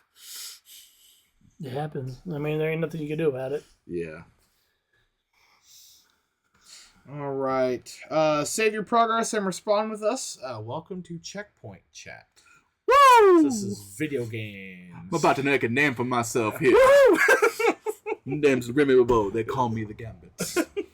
Gambits in Marvel Rivals. Okay. Yeah. And he is so very fun. He is a healer, and he is built for me specifically. Because if you were a Cloak and Dagger main the whole time, it is Cloak and Dagger, but more complicated. Yes. And you can do more stuff, and it's... And I love it because it's not the new season crap where everybody tries to hop on him because they're going to hop on him once. I don't understand this, and they're going to hop right back off. Because there are so many different intricacies on how to play him. I've been watching a lot of the people saying, like, if you're a DPS person, stay away from Gambit. Oh, they can play him. He's ours. They'll play him once, and I'll never have to deal with it again. And I will roast them the whole time for not healing me. That's actually fair. Yep. Yeah, because they don't know how to play. Yep. I've already got them plenty, and you usually don't get a character the release day of the season. Yeah. But no, I've got him so much. He's so fun. No, I want to hop on and play Gambit. I had way too much fun. But I like playing support characters too, so. Another thing I'm working on is I have given up playing God of War Ragnarok because in my free time I don't want to be frustrated at a video game. Ooh. But I'm watching Jacksepticeye play through it. Oh, okay. Because I want to enjoy the story. Yeah. I enjoy the stories on those, not the gameplay. That's fair. Because I like my God of War as a hack and slash. Yeah. Not a Souls-like. Oh. Yeah. Does it get Souls-likey? It's Ragnarok is. Did you play the first one? Yeah. Ragnarok I is haven't much. finished it, but yeah. Ragnarok is much harder than the first one. That sucks. Yeah, like I had it down on and I'm a wussy when it comes to games. Like if it's a shooter all day long, I'll play on whatever difficulty I can. But yeah. Like when you got to dodge roll 45 times to get out of the way, I'm just like I'm already checked out of this game. I don't play God of War for this. God of War is Kratos is walking in face first and beating the crap out of people. And they don't have a story-based mode for it? They do, but if I'm going down to that difficulty, I'm just going to watch someone play it while I'm working. That's actually fair. Yeah. That one's fair. Because I like the story they're doing. I like what they're doing. And I understand, like everybody had a lot of fun with that game, but it's just... I don't want to be frustrated. That's why I don't play Soulsborne games. So I haven't played Elden Ring. Would it be like that, or would it be closer to like Fallen Order, kind of? It's kind of like Fallen Order. Okay, which I'm down with those kind of games. Yeah. I don't mind a little crunchy combat, but yeah, if it gets to like a super difficult boss, first thing I'll drop it to easy mode. Yeah. Hit the boss and go back to regular and keep enjoying the game. And like they're not. I can attest they're probably not that hard. I just have so much that I'm trying to do, and I don't want to spend my free time trying a boss fight over and over again because I'm not good at a video game. That's fair. So like that's strictly a Matt thing. That's fair. So I'm just like I did the same thing with Fallen Order because I didn't like the climbing mechanic. Yeah. Because it was so unintuitive compared to Uncharted or Tomb Raider. Yeah, the first one is really clunky. Yeah, and so like every time I try to Fallen Order is clunky. Survivor fixes it. Yeah. It's like every time I try to climb on something, I would just fall off, and I'm just like after about the 5th time of falling off, I'm like I'm just gonna watch somebody play through this. Yeah, Fallen Order was clunky. Survivor is better, but Yeah. Fallen Order was very clunky with that. Like I tried my hardest, but I've also played the Uncharted games. I've played through all the Tomb Raider games. Yeah. And Bethesda got me. Always. They Skyrim'd me. We had Fallout Day, but probably in between the last 2 podcasts, I think. And they're like, there's been hints that we're gonna get a new Vegas remaster, and what they released or announced on Fallout Day. Fallout 4 again. That broke all the mods on the current Fallout 4. Oh yeah, no. Gary, video games. Video games, yeah. This is Jerry. I know this is the Gary checkout moment. Yeah. I just thought I'd ask. I was like, any cool mobile games you've been playing, Gary? Well, I have been playing. What is this called? Misplay, of course. Yep. Because that's what we do. Time line up. It's okay. All you do is line it up and go through the thing. Been playing Rummy. There you go. Those are my new ones. Then I'll switch it out tonight with something else so I can get more points. Yeah. Because the more new games you play, the more points you get. Yep. I picked up Pokemon Go again a little bit. I'm in and out with that one. That's me. It's like I'm in and go. Yeah, I'm in and out with Pokemon Go. it's where I live right now too, because right here there is just no Pokemon that spawn. There's no. Yeah. They've barred off the church from people playing Pokemon. Like they barred it off from drug addicts, but they barred it off from people playing Pokemon Go in the parking lot. Yeah. And so that was my nearest Pokestop. Yeah.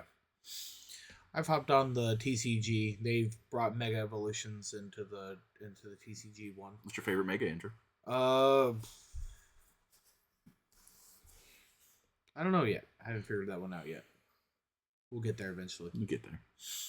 We'll get there eventually. I haven't got there yet. I'm waiting until I can evolve my Dragonair into my Dragonite, and that's probably gonna be because I've always loved Dragonite. It's just big dumb wings. His big dumb.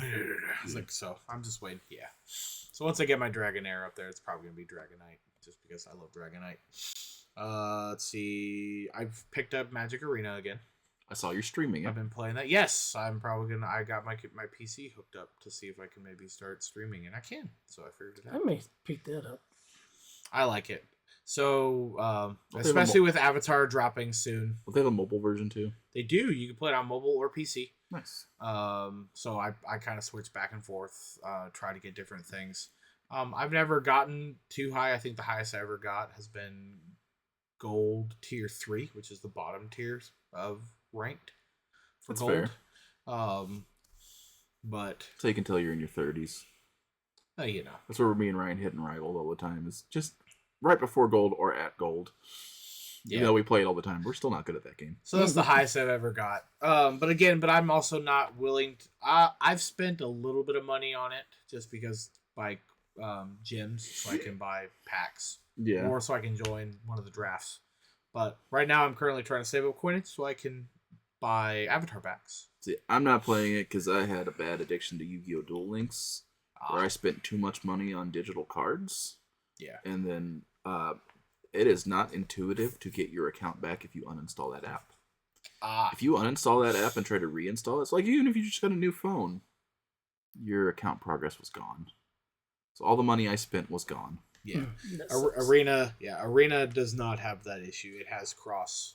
So my account on my PC is the same on my phone or my iPad or whatever. Which I made myself a promise after that I'm not spending money on digital cards ever again. No, that's fair. Nope, that was 100% fair. Yep. No, because if that happens, that's that. I was very mad. Like, with my real cards, I just have them.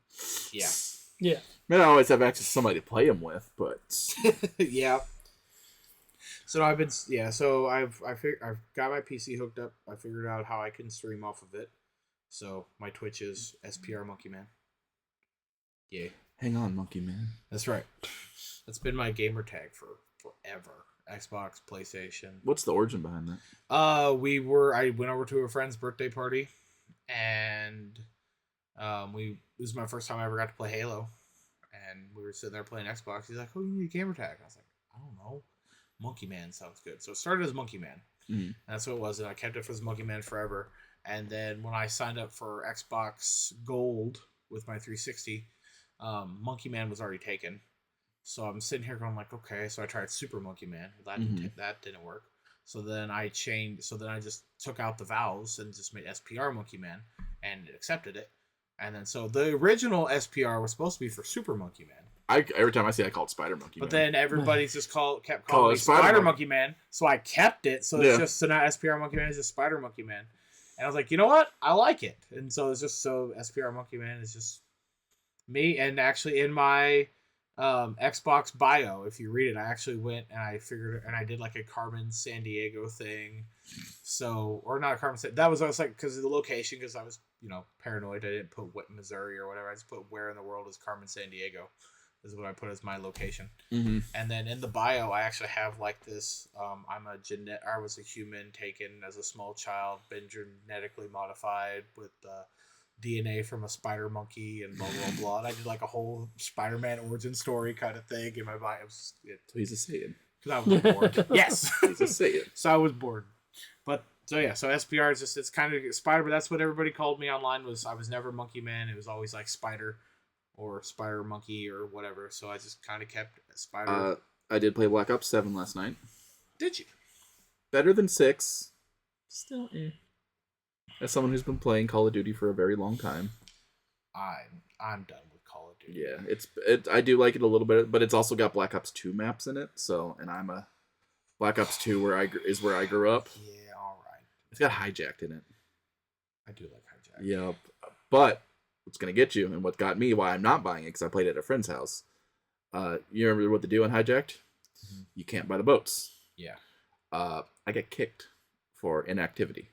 Oh wow. And I was moving around, shooting, and they kicked me for inactivity for camping. Because you stayed in the same spot. For camping in a Call of Duty game, which is part of the game mechanics. Yeah, camping is a viable strategy. I don't care what anybody says. Yep. Especially in the game modes that all my friends want to play, which is called Search and Destroy. Mm-hmm. If I'm on the defending team, I'm not searching. I'm finding a place and staying put, and I'm going to destroy the enemy. And what's worse is 0 of your paid-for skins moved forward. Yeah, they do that all the time.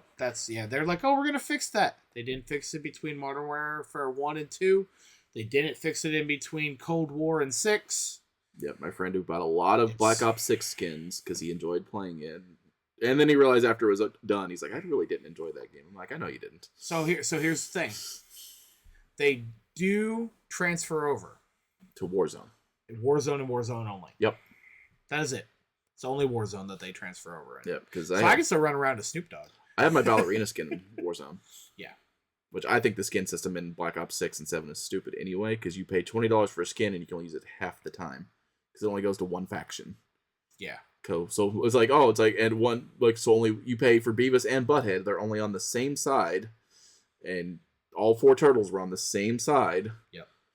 And it's just like, so half the time you can only use that skin you paid for. If that's the team you get on, yeah. Yeah, and God forbid, because I think Terminator and the Turtles were on the same side. Yes. So they're both on the ally side. Yeah, so it's just like, well, that sucks. Yeah. So I can't play, and that's why I never bought it. I bought a Warzone skin, because I play Warzone every once in a while. I think my favorite is, so right now in Warzone, I'm running around as Paul Atreides. Nice. And so, but I bought both skins. So when I was on the allies, I was Paul Atreides. Mm-hmm. And when I was on the villain side, I was the Sardaukar. Nice. So I got to play Dune on both sides. Didn't matter. I was like, I was either Paul or the Sardaukar. So I was okay. Yeah, because I know, I think, like, for the bad guy side, you got, like, the foot soldiers. You could be the Foot or Shredder. Yeah. You were. But the foot was only in the battle pass. Yeah, and Shredder you had to buy. Yep. and he was a very limited. He was more limited than the Turtles. Yeah, because Turtles came back once, Yeah. and then Shredder never came back. He never came back, and it was the original Shredder from the original Teenage Mutant Ninja Turtle movies. He's not the new Shredder. Yeah, no, I just don't like the way I don't like the way Activision does business. It's out there for everything. But everybody should play Battlefield 6 is what we're getting at.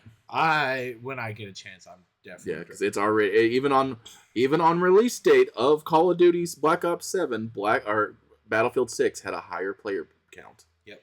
Which that should never happen. On a release date of a game, a similar game has a higher player count of 2, especially since Battlefield hasn't had a game in 5 years. It's been a while, yeah. Yeah. And and 2049 was. Yeah. It was rough. It was good once you got into it, but it was glitchy and rough, to be honest, when it dropped. Gary's like, I'm singing songs in my head. What's our next one, Andrew? Do you guys want to do the Would You Rather? I'm down for that. No. Okay. I got a lot of interactions last time. It did. We were able to have some fun. When Josh is listening to this and he started messaging us all about it, and which is, I hope he listens to this one where I talk crap on Jeff Belanshark. Oh, he's listening. I know. All right, so I'm gonna get hey. We'll just do one from each category again. Okay.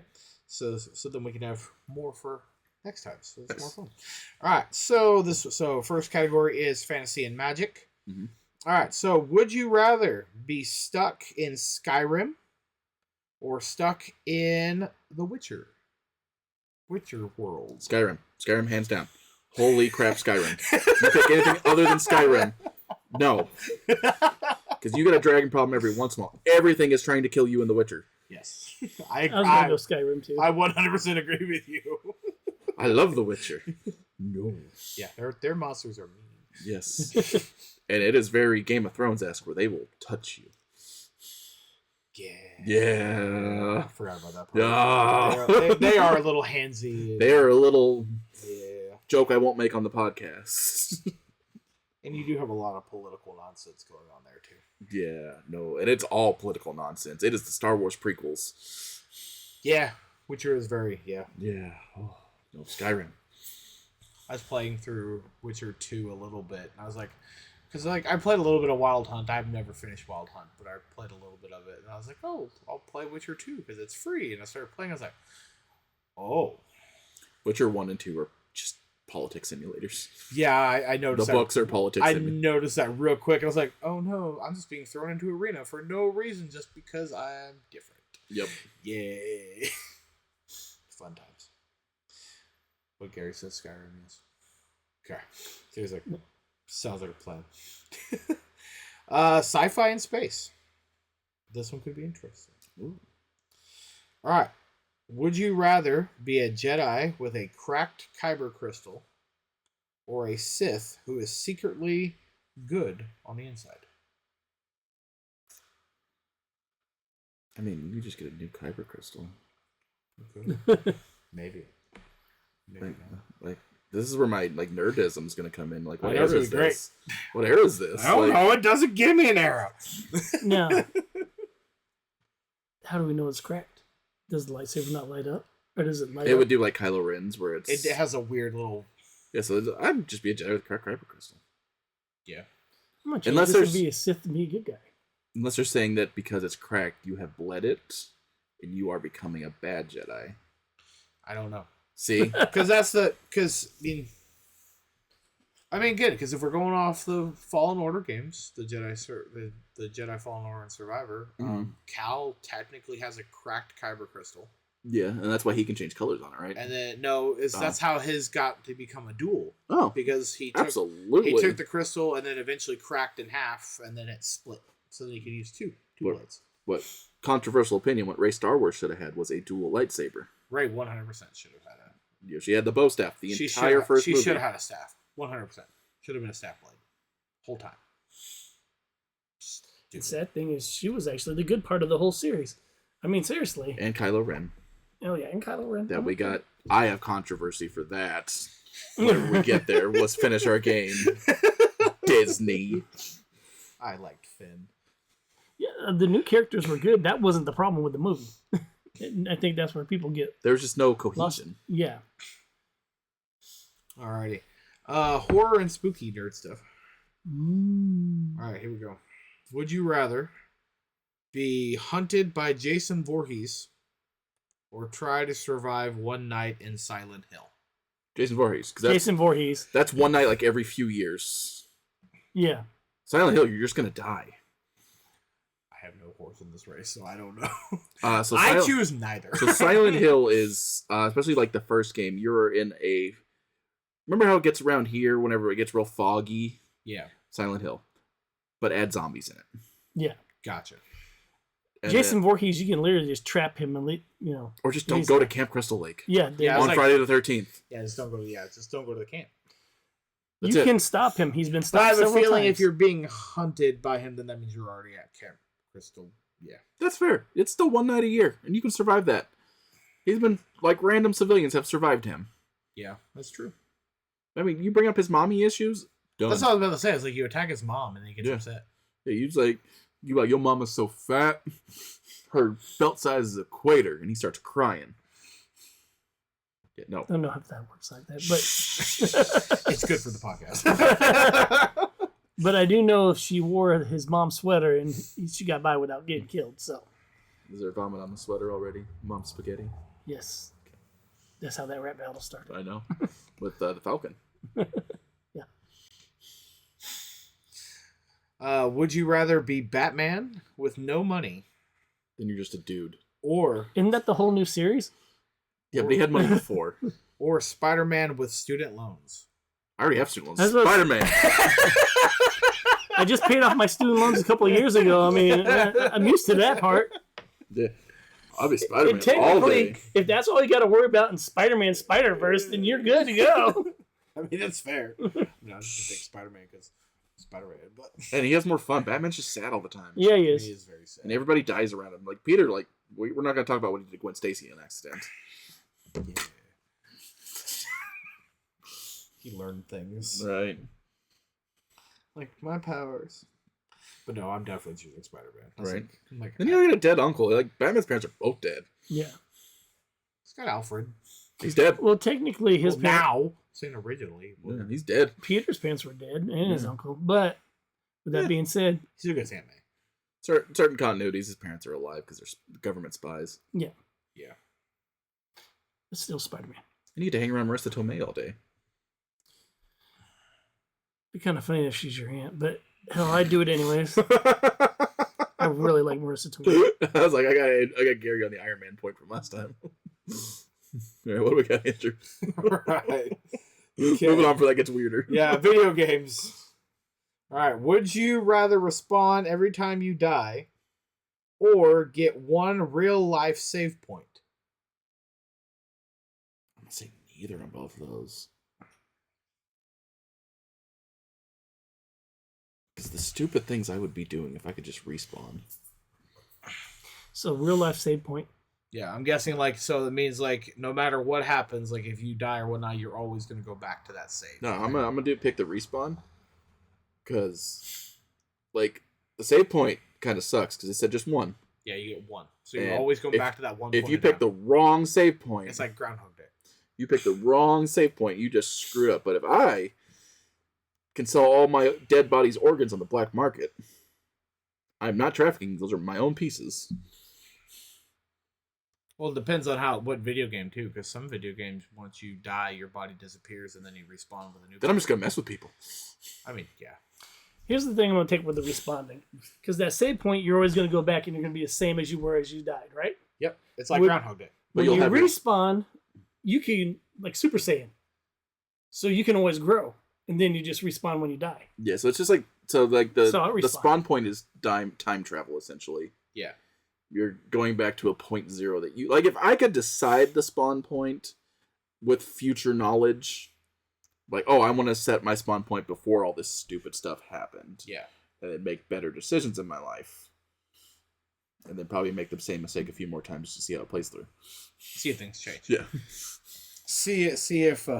That doesn't go to the electric socket. Yeah. Definitely the respawning. Neither would be my choice because when I die, I don't want to come back. I'm gonna go with pain of death and just like wake back up like, oh. Yeah, dude, it's all over again. Damn it. That's why Wolverine's miserable. Yeah. We had a meme about that. Everything goes back to Wolverine. Yay, X-Men comics. And Scott Summers is sad. Always sad. All right. I'd say it was because he needs a girlfriend, but he's had several girlfriends. He's married. Or are you talking about Wolverine? Well, he's also had several girlfriends. I'll say Scott's married. Scott's been married since wherever the issue was on my wall. He's been married since the 90s. And his day's always getting ruined. Yeah. Yeah. X-Men can't play baseball. I had to ask about that because I'm like, really? Every time the X-Men have a baseball game or something like they're having fun together, you know the next genocide is going to happen in like 35 minutes. That's really sad. Yeah, like Gary can attest. He's been reading X-Men since the 80s. Yeah.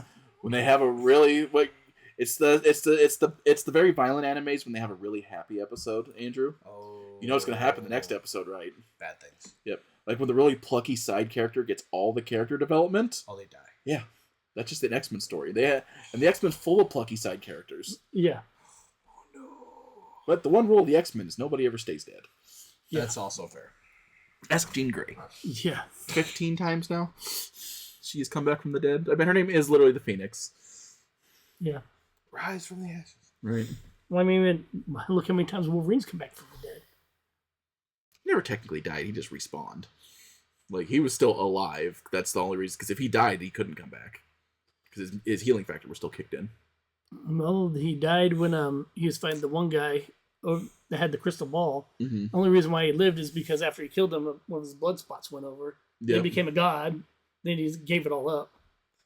What was another time when he died all the way? My favorite one is, we talked about Alex Ross earlier on the podcast. If you look in one of the Earth X stories, there's a universe where Wolverine and Jean end up together, and they're just fat and old on a couch. That's beautiful. Yep. That's what happens when Wolverine settles down. He's fat and happy. He's fat and happy. There you go. So he's not miserable. Yeah. It's a good thing. All right. Pop culture and everyday life, would you rather lose all your collectibles or lose all your digital saves? Digital saves. Go bye-bye. I am a physical media nerd. I will keep my toys. Yeah. Digital saves any day. So I'm like, oh no, I lost my save file. Oh, guess we're starting again. Right, because that's a real possibility. You're going to lose all of your digital stuff one day because all the rights move around. Yep. Yeah. You know what I don't lose? My DVD collection. Oh, my Blu-rays. Yeah. Forever. Maybe if there's a house fire, but then I really don't care about my digital movies either. Yeah. That's fair too. All right. This is a wild card one. So this is the last one. Yep. All right. Would you rather have Jar Jar Binks as your roommate or Clippy as your life coach? Who is Clippy? The little paperclip that was Paperclip with from Microsoft Word back in the day. I'm going to go with Clippy. I'm going with Jar Jar.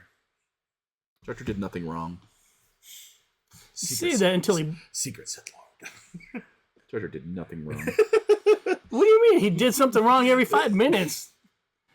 Because he's freaking clumsy. Nothing wrong being clumsy. I'm clumsy. No, nothing wrong being clumsy. I say the only thing that Jar Jar did wrong was give all galactic power to the Chancellor. That's about it. I have comments to make, but we're not allowed to get political on the podcast. But it's not even his fault. But he was manipulated. Like they all were. That's anything over there. Yep, I will reserve my comments to myself about real world things. It's okay. But yes, I would room with Jar Jar. It would be awesome. I think he'd get annoying after a while. Yeah, that's what I'm I saying. mean, if you ever had a roommate before, they all get annoying.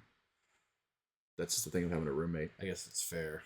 I really have one that's a cool fish, man.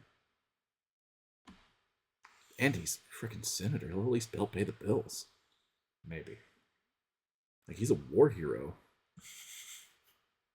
This could be before, though. Like, you could be living in Gungan City, where he's still blowing things up. Heck yeah! Go kiss Boss Nass on the forehead. Yeah, Watch him go all day long. Yeah. I'll get banned with him. That's probably what would happen. You'd blow it up too. And then we get to go hang out with Liam Neeson. I guess that's fair. Watch him die. Got dark quick doing it. I don't know. But I think we can all agree that Liam Neeson's probably the coolest Jedi out there. No, we can't all agree that. Who's the coolest Jedi? It's Obi-Wan Kenobi. He's not the coolest. He's the best next to Yoda. I don't know. Andrew has an answer, but he doesn't. Yeah, come on, Andrew. Give the answer. I really don't know. I have a few that I like. Actually, the coolest is Mace Windu. Okay. Who's the sexiest? Ayla Secura. Who? Ayla Secura. The Twi'lek. Oh, okay. There we go. Hands down. I was going to say so good, but that's fine. Kiadi Mundi. Problems. He's got 8 wives, so he is technically the sexiest. Logic stands. That's a culture thing, but that's neither here nor there. Yep, because he has to have them for him to keep his species going. Or they all die. Double brain nonsense. All right. Well, here's where the fun begins, I guess. All rise for Nerd Court. If we have any controversy, where the only thing more dangerous than spoilers is contempt of geek. I'm going to say this one right out the bat. I'm freaking sick of them. Every time I turn around to click on the thing, solo leveling's not going to happen. Solo leveling's going to happen. Shut up, website. It's because you keep clicking on them, so they keep showing it to you. Oh, no, I don't even click on them anymore. That's how I just skip on them because I see it, and I'm like, just be quiet. It's like, we know what's going to happen because it's such a popular show. Yeah. So, recently came out that there was a movie in the works with Lucasfilms. Not in the works, pitched and ran and headed by Adam Driver. Okay. Kylo Ren. The Search for Ben Solo. Yep. Showing that he lived through the events of Rise of Skywalker, because we all know that everybody gets one, unless you're Qui-Gon Jinn. Right. Yeah. Everybody gets one stupid death and gets to live through it. We never got to see him get burnt. We never got to see him throw him down a pit. That's super survivable in the Star Wars universe. We see him burn. I don't see Kylo burn. Oh, Kyle. Okay, sorry, Gwen. Or sorry, I was thinking Qui-Gon still. My brain was... Yeah, no, like Kylo. I got you. Got you now. Qui-Gon is dead. Yeah. Except for the Force Ghost. So that's how we know he's dead. Yeah, it's true. But so they were going, like, Adam Driver had pitched it and ready to go, because what was the coolest character with 0 lines in The Rise of Skywalker? Rise of Skywalker, is that the last one? Yes. Yeah. Old Ben Solo. Yeah. He had the cool lightsaber fight. He was just Han Solo with a lightsaber at that point. Yep. And Adam Driver was down to do it, and Disney was like, no. And then they announced it. They said no, like they were proud of it. Like, I will stand with the Rey movie keep getting pushed back, but like you had a good idea that everybody would go sit down and watch, that the guy who played the character was pitching to you, because we know Oscar Isaac is never coming back as Poe Dameron. Nope. He's already said too he's not coming back as Moon Knight. Yep. He's not coming back as Apocalypse. Yep. So he will be probably Spider-Man 2099 in Doomsday. Probably. And so, because he doesn't like Disney because of these decisions. John Boyega will never work. Never. Oh, God, that man publicly just flames Disney every chance he gets for his treatment. Yeah. Deserved. He will, yeah. He'll never do Disney Because ever. if we haven't mentioned on the podcast, which I probably have, because I bitch about Star Wars a lot. But, worst thing about Star Wars fans. Star Wars fans. But John Boyega, I'm pro Star Wars, though. I'm anti-Star Wars fan. But John Boyega got shafted in the entire Rise of Skywalker because, and I say this unironically, not to start rage, but China don't like black people. And they were trying to promote for Chinese audiences. Which is sad because this character's really good. Yeah. And that's why at the end of the movie, we got the whole, I need to tell you something, Ray. I need to tell you something, Ray. And then never got to tell her. We found out in a Twitter post that she's Force sensitive. Knew that since movie 1. Yeah. Was supposed to be since movie 1. I think he was supposed to be the Jedi. I think they were both supposed to be. Which I'd have been cool think with. so too. Yeah. That would have been a good story, is two Force sensitive kids after in a universe where the Jedi have been outlawed, just finding each other on accident. Yeah. No, was based on, again, this was original leaks before they made Rise of Skywalker, and they scrapped the original project, which I think was supposed to be called The Duel of the Fates or something like that. They had the guy from Logan working on the third movie. Yes, Edgar Wright. Yep. And Rey was based on the way it looked, is Rey actually was supposed to go evil. Mm-hmm. She was supposed to be the actual bad guy. Kylo was supposed to come back to the light side. And I think Finn was supposed to be in the final conflict too, as being a Force-sensitive Jedi. But they played it so very safe, and to the point of not even bringing, like, not even doing anything with Snoke. They just, hey, here's Palpatine again. Yeah. Well, because after everybody's complaints with the second one, with Rian Johnson's quote-unquote canon changes, which he didn't change anything. No. But because people got mad, then they brought back J.J. Abrams, which I like J.J. Abrams for the most part. But we all know he cannot end a thing. But he's terrible at finishing movies. Or anything. Series, I should say. Yeah, because look at Lost. And we've already found out we're not getting the fourth J.J. Abrams Star Trek movie. Oh, yeah. No, Paramount announced that, like, officially this week. Yeah. I'm still hoping for, what's his name? The guy who did, Hateful Eight and Kill Bill and... Tarantino? Yes, Quentin Tarantino. Oh, okay, because he was in talks to do a Trek. I sure hope that happens still. I think that'd be fun. I think Quentin Tarantino doing Star Trek would be fun. Because that man loves Star Trek. Yeah. And he loves old Hollywood, so that movie would be... It would be very vintage. Yeah. You'd have William Shatner in there in a chair, just it'd be fun. Working on puppet strings. It would be a fun movie. I don't think he'd go ridiculous like he does with his... That one, I think, would be a good callback to original Star Trek. Yeah. He did it. Which, I love original Star Trek to this day. Yeah. I don't like Bill Shatner as a man. That man's rude. Oh, I bet. Yeah, I have heard. I'm surprised he didn't have no sexual lawsuits on him. Oh, he was rich enough to cover it up real quick. Yeah. And Gene Roddenberry was fighting against him every chance he got. I probably already talked about some of the cast, but I read Will Wheaton's book, and they were filming... they were filming, like TNG at the same time they were filming one of the Trek movies with the original cast. And he went over there so excited to meet Bill Shatner, and he was just a dick. Yeah. And then to the point where Gene Roddenberry literally said that. It's like, hey, that's just who he is, but I'll fix it. And then he has... Will Wheaton to this day still has a signed apology from William Shatner for being an ass. Also probably why he's on Big Bang Theory later. Yeah, that's actually what brought Will Wheaton back to everything. Yeah, it was Big Bang, yeah. Because, except for to Missouri. It did not bring him back to Missouri. He tried. Yeah. I know he did. I felt so bad. That was great. The whole crowd. We died. It wasn't even his fault. It's like a real life thing. Again, like the show, it was a real life thing. That's amazing. Dang it.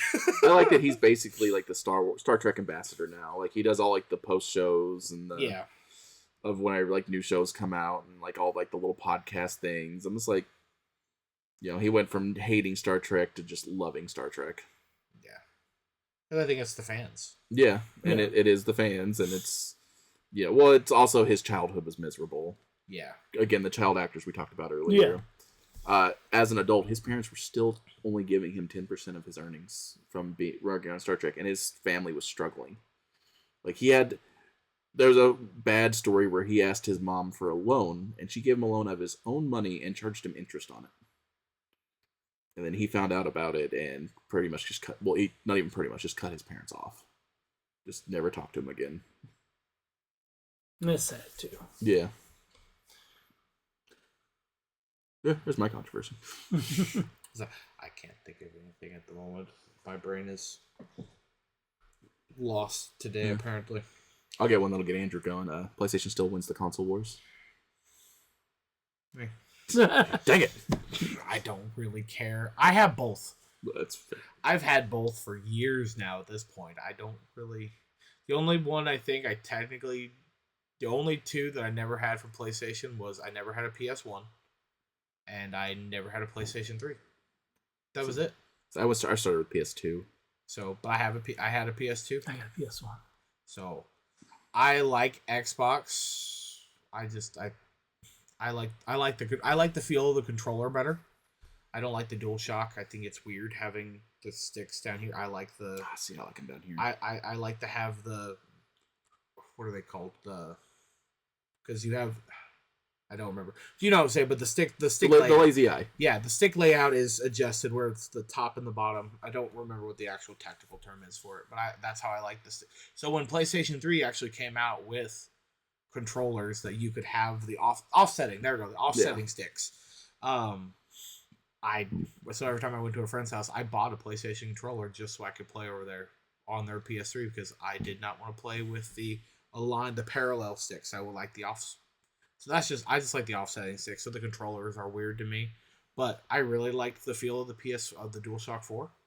PS4 controllers were controllers, and the DualShock 5s are. Yeah, they're really comfortable too. So I think the last Xbox One controller I had was too bricky in my hands. Yeah, it was too bulky, and I say that someone with big hands. The 360 controllers were probably the most comfortable. I like the Xbox One controllers, but because my problem with the PS3 controllers is I'm like this when I'm playing it. Yeah, they're really, really small. They are small. Yeah, it's like playing an NES controller. Yeah, if you try to grab those nowadays, it's just the DualShock 3s were bad. Yeah, and the original Xbox Dukes were way too big for everybody. Nobody was happy with those. Yep. But Andrew also says I'm not mistaken the console war because I don't care. I just don't care either. To be honest, I watch Let's Plays more than I play games. So the whole thing with the console war is, again, and this may still be the most controversial thing that I will ever say, is like I will always, if I had to pick out of all the gaming companies, I'm still gonna pick Nintendo. I don't care. I'd pick Wii era Nintendo. I will pick 3DS and Wii era Nintendo. I know you will. I will always be a Nintendo man. Nintendo has disappointed me in the last few years. Nintendo was my first console, and I've always loved. I like Mario. I like Mario way too much. I can love a company but hate what they're doing. That's fair. And so I will be a Nintendo fanboy. I love Nintendo consoles. ColecoVision. So Atari. And generally speaking, it's like if I can pick up a Nintendo game and know that it's gonna be family friendly generally. Yeah. And it's gonna be fun. Is it gonna be chaotic? Probably. But you know what? I'm gonna have a fun time playing a Nintendo game. So I'd say last Nintendo game I generally enjoyed was probably Mario Odyssey. And Mario Kart 8, but I keep saying that game's a decade old now. Which is why I like Donkey Kong Bonanza, because it's literally just Mario Odyssey, but with Donkey Kong. Yeah. And you get to smash things as a giant ape, which is fun. No, I liked Odyssey, because Breath of the Wild came up before Odyssey. Yes, Breath of the Wild was first. Yes, I will always. Breath of the Wild is always one of my favorite games of all time. I played that way too much. But it was also the only thing I wanted to play on the Switch when it first came. Yeah. So I got that day one, and like nobody heard from me for like a week.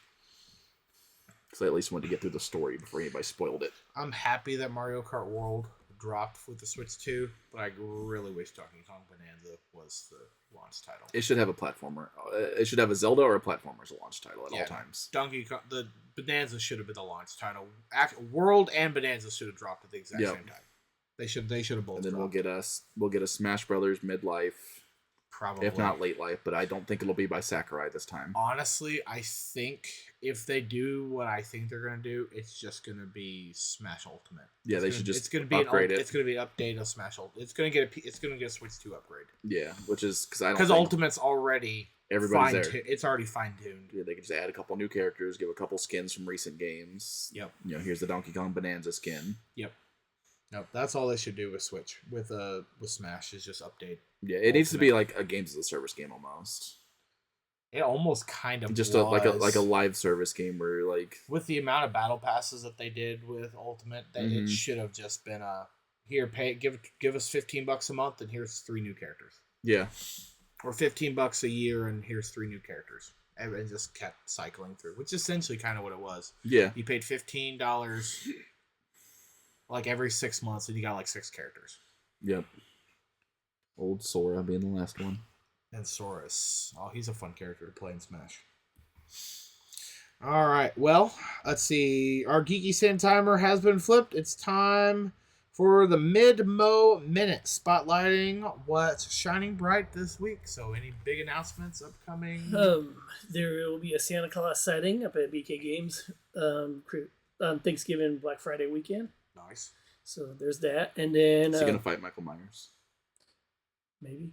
Cool. You never know what's gonna happen. And then, be an interesting video, that's for sure. It's Michael Myers with the steel chair. Santa's got him! Santa's got him! Santa recliner. I want to see the recording footage of this. I'm going to ask Dakota. We will post it on YouTube. So, and then Christmas on a Square, StreamCon will be up there. Yes. We'll be selling some stuff at this one. And then we're going to do the parade on that weekend.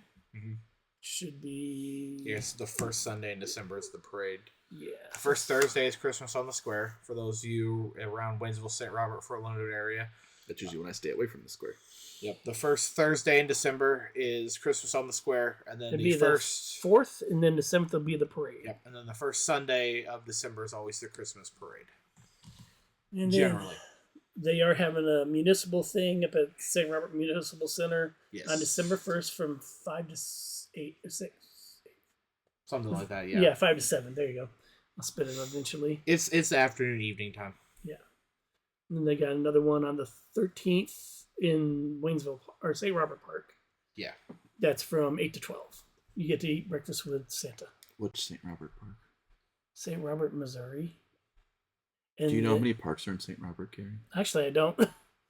Near the community center. The roadside park. The ugly neon sign or the little down? That's called the Route 66 Neon Park set. No. I said what I said. St. Robert. The one down there, actually, the one down there right next to the skate park. Yeah. Okay. That'll be the same. I was like, do you know how many parks are in St. Robert, Gary? There's a lot. Yeah. There's one down by where you live. There's one on Bosa. That's the dog park. Yeah, there's one on Bosa. There's the roadside park. There's one over by Which Taco is now Bell. the Neon Park. Yep, there's one by Taco Bell. Is there a park by Taco Bell? Kinda. Not really. That's just where they have. If the roadside park's considered a park, so is the one by Taco Bell. I didn't know there was a park. Yeah, there's a little parking area where the flags usually go up. It's where the okay. where the chimney stack's at. Okay, I didn't know that was a park. I just I didn't think it was a park either. So if the roadside park qualifies, so does that one. That's fair. Neon Park. No longer the roadside park. Which it was for They years. finally got the neon signs fixed. I don't care anymore. Kind of. 50-50. Right. Well, 80-20. I lean towards that 20. 80% is lit up, 20%, maybe. But it was better when it was set of opening weekend, which literally was 50-50. Beautiful. It was hilarious. It's like, I got no big announcements. Not that I can think of. What about Thanksgiving? Thanksgiving is right around the corner. Christmas is right around the corner. Christmas is right around the corner. Then January, I don't think there's anything happening. I know of anyway. I may be closed to the public, but I'm open by appointment. Come support your local Mandalorian. Or you can just buy it on eBay, too. Like, I have 1,700 items on my eBay. I'm tired.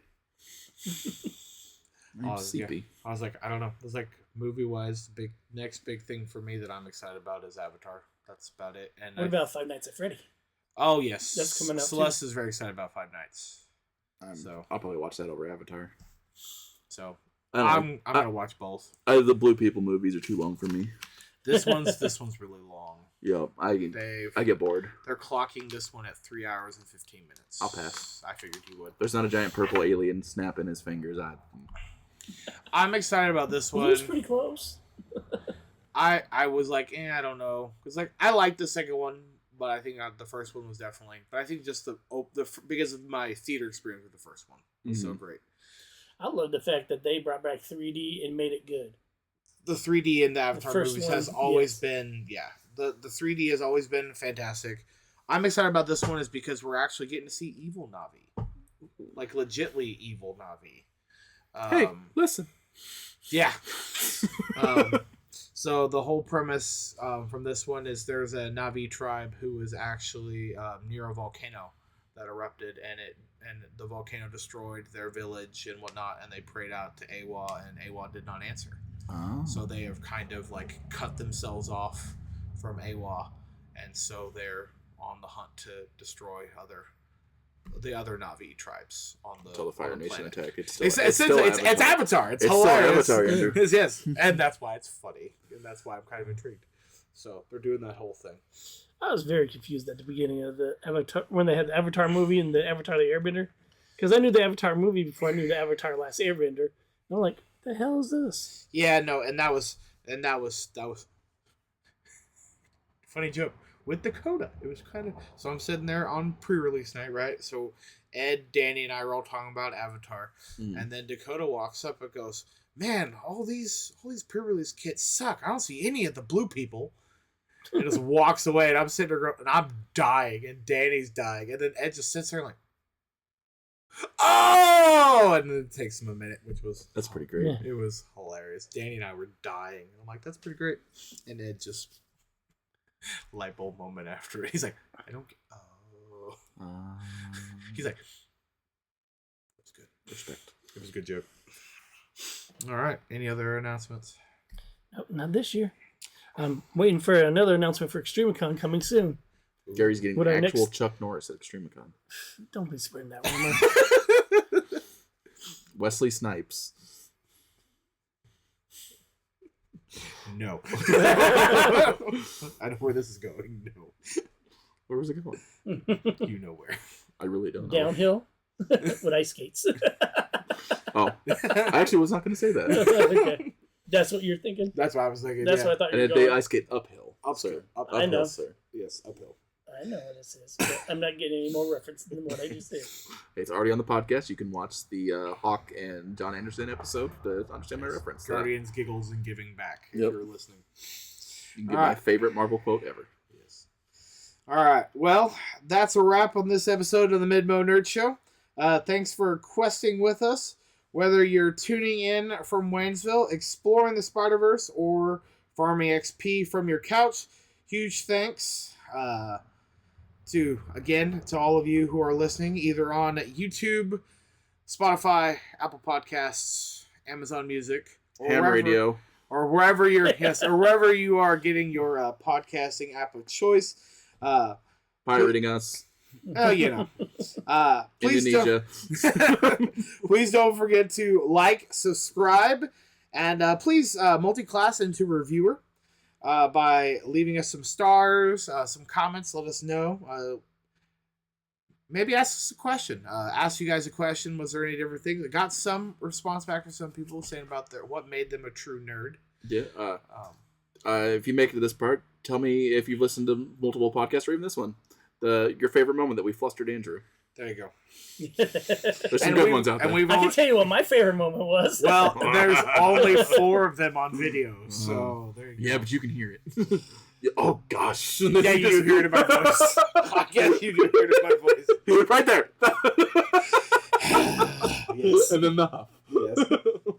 Anyways, until next time, stay geeky, stay curious, and may your fandom rolls always be natural 20s.